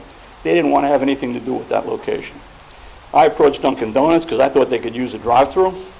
I also made a pitch to Bombay Hut because I thought they needed a place that was a little bigger than the spot they were in. I was right, but they didn't want my space. Right?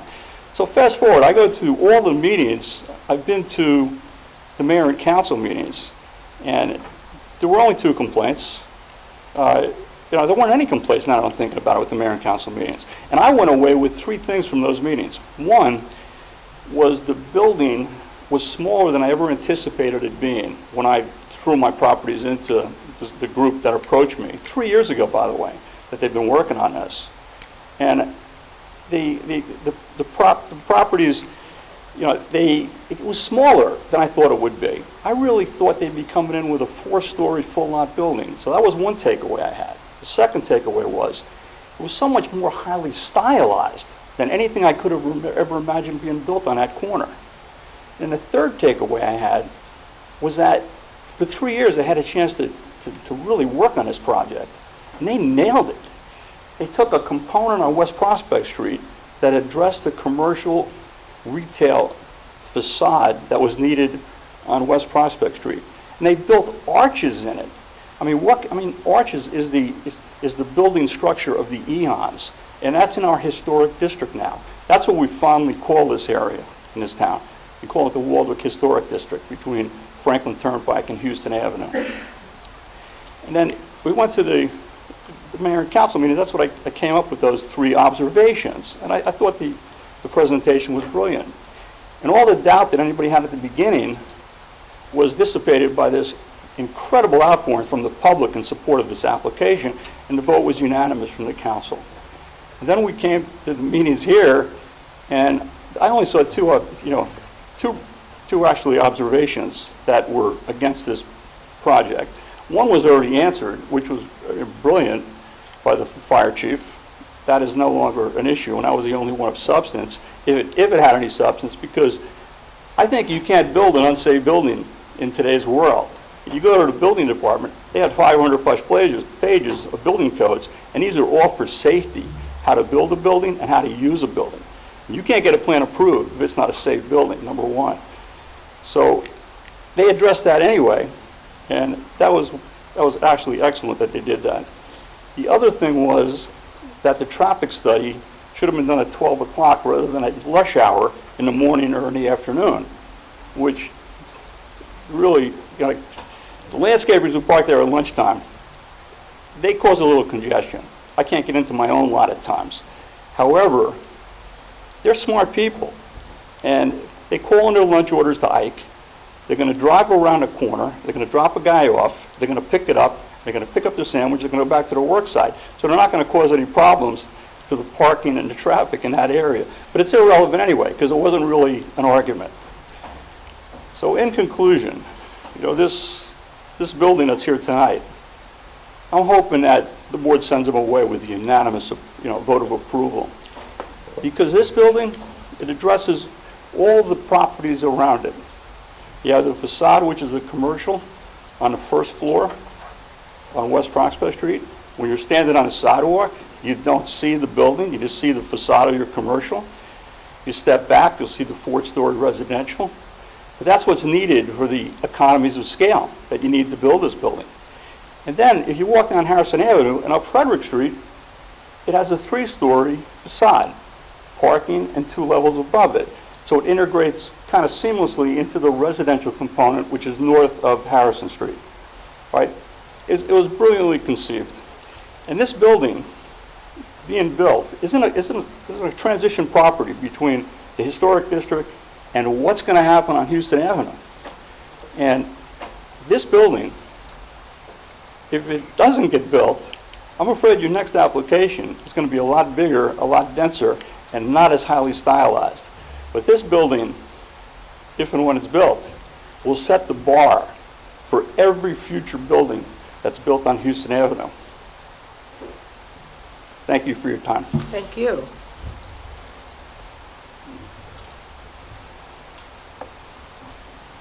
Anyone else? Comments from the public? Yes, sir. Am I still under oath? Do I have to, Mr. Cruz, you're still under oath. I am still under oath. Okay.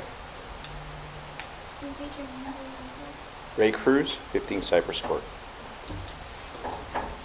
I wrote a few notes here. I did get a chance to spend, unfortunately, whatever free time I have to read through a lot of the meeting minutes, especially the ones from November 10th, I believe, that meeting. It was clear to me that the members of this board care deeply for this town. And you are going to put Mr. Whitaker, right? Did I get it there? Right? Mr. Whitaker through the ringer to ensure that all your questions are being answered. It looks like we're here. It looks like all those questions have been answered. There's been strong support from the public.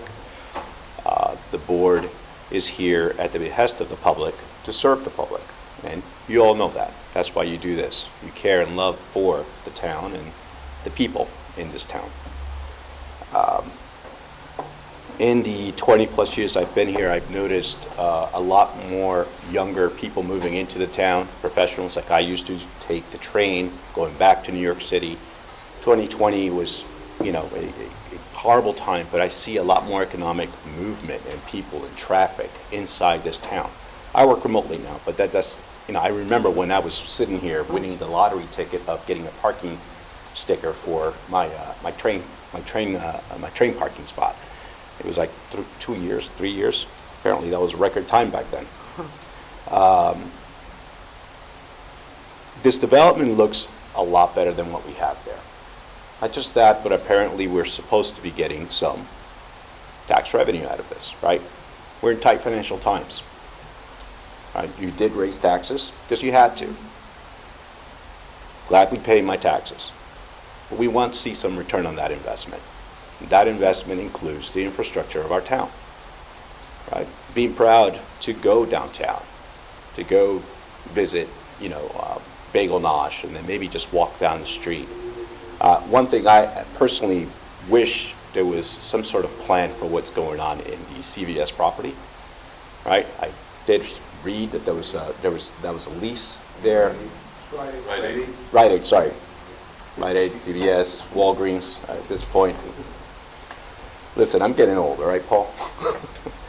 So the point is that, that would be an amazing home run in that position. So I really do hope that this board considers, or whoever is in this board, in 5 years, when we have to do this again, which is really where I really do believe we have to do this again. We have to continue to think forward in our master plan to beautify and to bring in more commercial revenue, tax revenue, as well as adhere to our legal obligations, Mr. Clifford from, Mr. Singer from, in relation to the law, but do it in a way that's thoughtful and start thinking about it now, right? We have an opportunity here to approve a plan that the public is obviously very supportive of. We don't want to go to Ridgewood. I don't want to go to Glen Rock. I don't want to go to these places that have these fully developed downtowns, right? That look seamless. I love going to Kilwins for ice cream. My kids love it. 20 years. Well, they're not 20, but I've been here 15, 20 years. This is where I want to be. So let's make it a place where people want to stay, which they do, and they come back and they say, I was born here, raised here. My children were born here, raised here. This is giving me more reasons to do that. So I support the project, and I hope that all of you will start thinking not so much about what was in the past and all the beautiful memories that you have of what the past was, even yesterday at Waldwick, but think about what the future could be and how beautiful it'll be if we do that investment today. Thank you. Thank you. Thank you, Mr.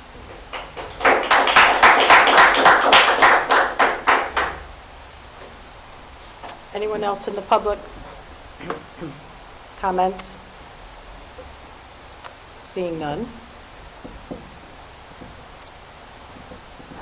We will have comments from the board. Anyone?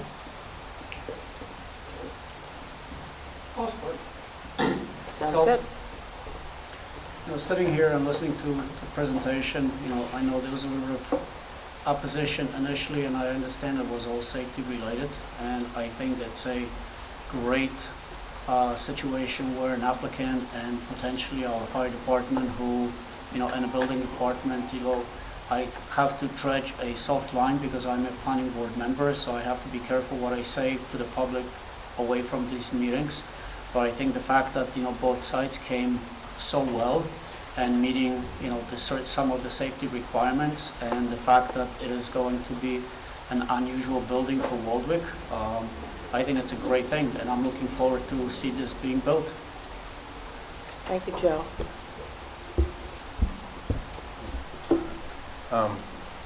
I think going through the whole process, we started out at the beginning of the process. I think this is a great process for the town. I think it's great for COA. It's great for what it stands for. Way back when we started this, the council came to us and asked us for our suggestions. I'm very happy that Mr. Whitaker's done a very good job in dealing with it, at the safety. They seem to be working with us. But ultimately, in the beginning, the first thing that we suggested, I think the only thing that we did suggest to the council was that we don't like the height. It's 55, the total all the way to the top is 58 feet tall. It's going to stick up like a sore thumb in the middle of town. We suggested that. That's the only suggestion we made to the council. Well, they got the planning board the planner to give them, to work with them on the ordinance, and they went ahead and said, we'll let them go at that height. When I talked to Mr. Whitaker about it, he said, well, the council already approved it, so you can't say anything against it. Well, I'm just saying this now. I very much approve of this whole, the way you set it up and everything like that, except for the height of the building. I just don't agree that it can be 23 feet higher than any building, any other building in the whole town. I just don't agree with that. And I've seen buildings be built 3-4 stories tall over in Hohokus. I just recently did, I don't know if they finished it yet or not, the one in the center of town, and it sticks up, and it's hidden behind everything, but it sticks up. I don't know why, I think it's out of place in that little town. However, you have to be modern, you have to modernize the town. I am looking forward to what the council can work out with the Houston project down by the railroad tracks. I'm hoping that we can work out, we can be here for that development as well. I just don't, I don't agree with the height of the town, and that's what we made suggestions, and nobody listened to us in the first suggestions. So, like I said, I just want to reiterate that I think it's a great project. It's just not what I wanted to do, and what we all discussed in the beginning of this whole process, when this process started. So that's just my opinion. Thank you. I'm not saying whether I'm going to vote yet, but that's my opinion. Thank you. We appreciate that. Anyone? John? I was very concerned in the very beginning because it seemed to me that everything was kind of backdoored in. And I felt like I was being fed information strategically to, this is in the beginning, in the very first meetings. And it made me very suspicious and wary. And then at the last meeting, I was under the impression that the chief's, the fire chief's suggestions were being discounted. And I was prepared this evening to vote no, based on the fire chief being rejected. But that said, coming back today and seeing all this work that you've done and the work that you've done together with the fire chief, that you've collaborated and come to an agreement, and that now the chief is fully satisfied. Other than that, I had no problem with this plan. I think the way it was initially brought to us was ridiculous. We were being spoon-fed information, and it created a lot of hate and discontent. And I think we've overcome that. I think this is a good project, and I fully support it at this point. Thank you, John. From my side, I've always had two concerns, and the chief addressed them tonight. Thank you for the negotiation. Second concern I have, and I don't think we can address it here, is how we're going to pay for this. And I'm looking to Mr. Ritchie because he promised me my taxes won't go up, and I thank you for that. My concern is how we're going to pay for this. And I don't know if I can voice it anymore. It's going to be very important how this gets financed and how it affects the public. So from the redevelopment, I'm all for it. Mr. Everly, I think you've maybe exaggerated a little bit with all the rats running across Harrison Ave. I lived there for 37 years. I probably walk it every day. I run it every day. I haven't seen one. But I'll leave that up to you to recant that if you'd like. But again, for the fire side, I appreciate you made the changes. It's very good. From the finance side, that's the red herring, the white herring, and I'm very interested to see that. Thank you. Thank you, Jim. Anyone else on the board? I agree with my colleagues and my fellow board members on quite a lot of what they've said. I'm very happy and very proud that the chief and Mr. Whitaker and the redevelopers have worked together and made a plan, because safety is top on the list. Height was our thing. However we were spoon-fed the information, height was our thing. And we were all for it if it wasn't so tall. And now it's gone beyond being tall. I'm concerned about our resources, because pretty much besides the water situation, the water main breaks, where there's dark water running, smelly water running, where they're fixing, streets are closed, that concerns me. 9,500 extra gallons per day in increased water. Our small but mighty volunteer services. And I can't really see, even though I love the whole facade and how it looks, the fact that Rite Aid is still there just doesn't seem right. And Hair Cottage will still be there, and that doesn't seem like it goes with the rest of it.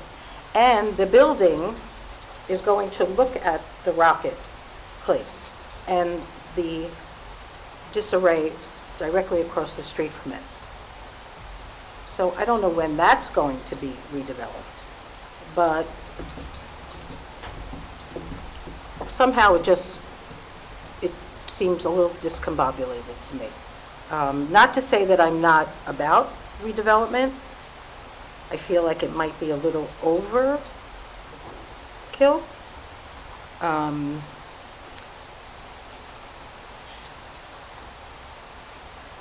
So there could be more said.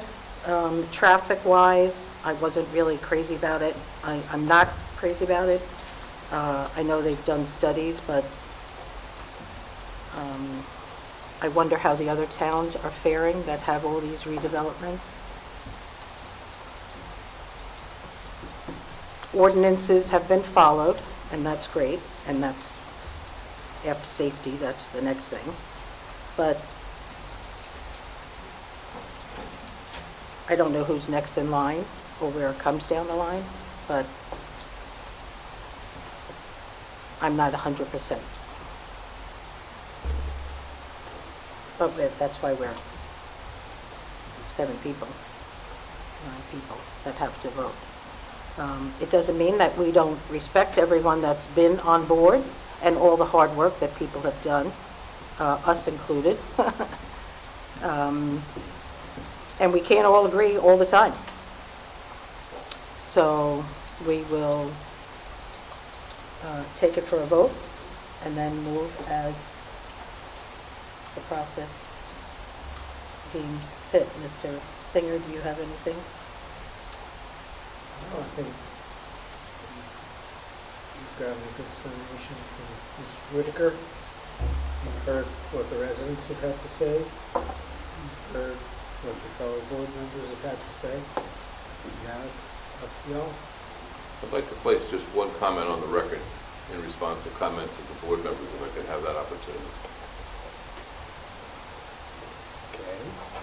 I repeated and stated earlier what the Municipal Land Use Board law requires of every board member in every municipality in the state of New Jersey. And I don't say that to admonish anyone, I don't say that with any disrespect, but there is a litmus test that has to be followed by every board member when they take their oath of office. And I respect, Mr. Schatz, what you have stated about your concern about height, and I respect the comments made when you're concerned about, quote, redevelopment. The municipal land use law, as you know, provides a process in which an ordinance is proposed, it is sent to the planning board for review and recommendation. And it's not always that the governing body will accept recommendations that a planning board may make. But the planning board doesn't then have the right, if the ordinance has been passed by the governing body, to take and determine they're going to have a referendum because they disagree with what a mayor and council have done. That's outside the jurisdiction and limits of what the board has to review.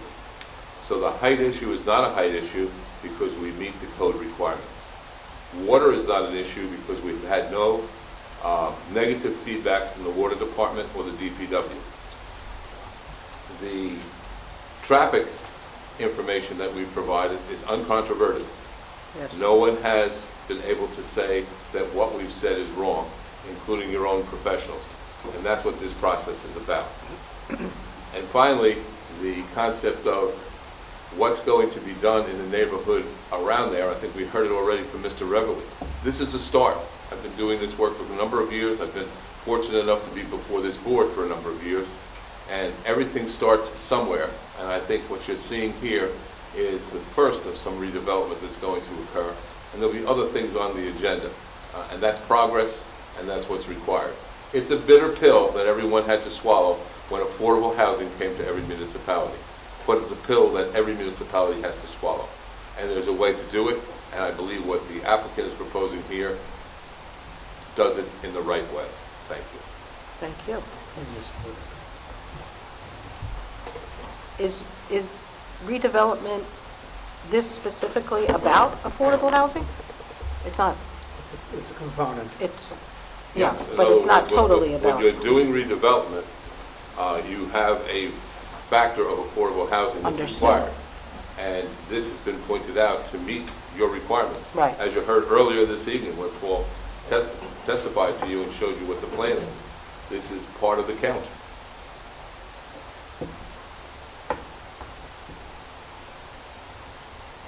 Thank you.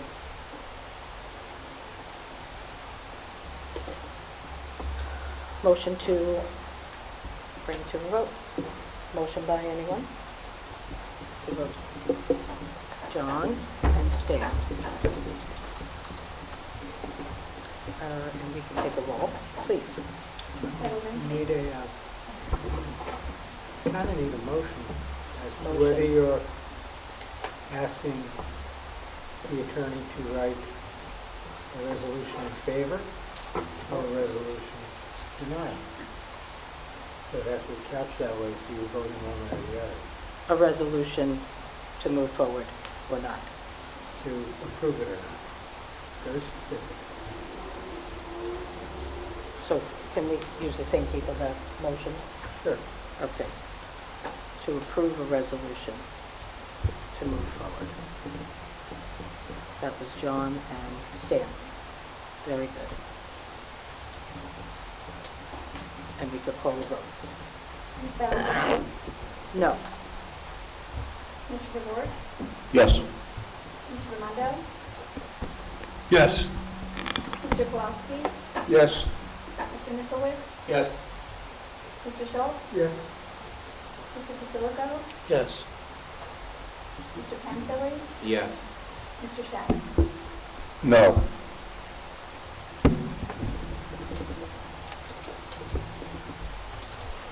Thank you very much. Thank you for They're your all time. set? Thanks, everyone. Thank you. We're back here July 9, 2 weeks from Wednesday. We're not doing old business or... No. Too late. Motion. Mark, motion to adjourn. Sorry. Mark. Had a week down there with my, Thrown into... Ladies and gentlemen, we're still in session. it was fun with our whole family. Yeah, I didn't Saturday. Paul P., would you like to be Here we second are. motion to adjourn? Good, so we'll need the transfer. We'll see you soon.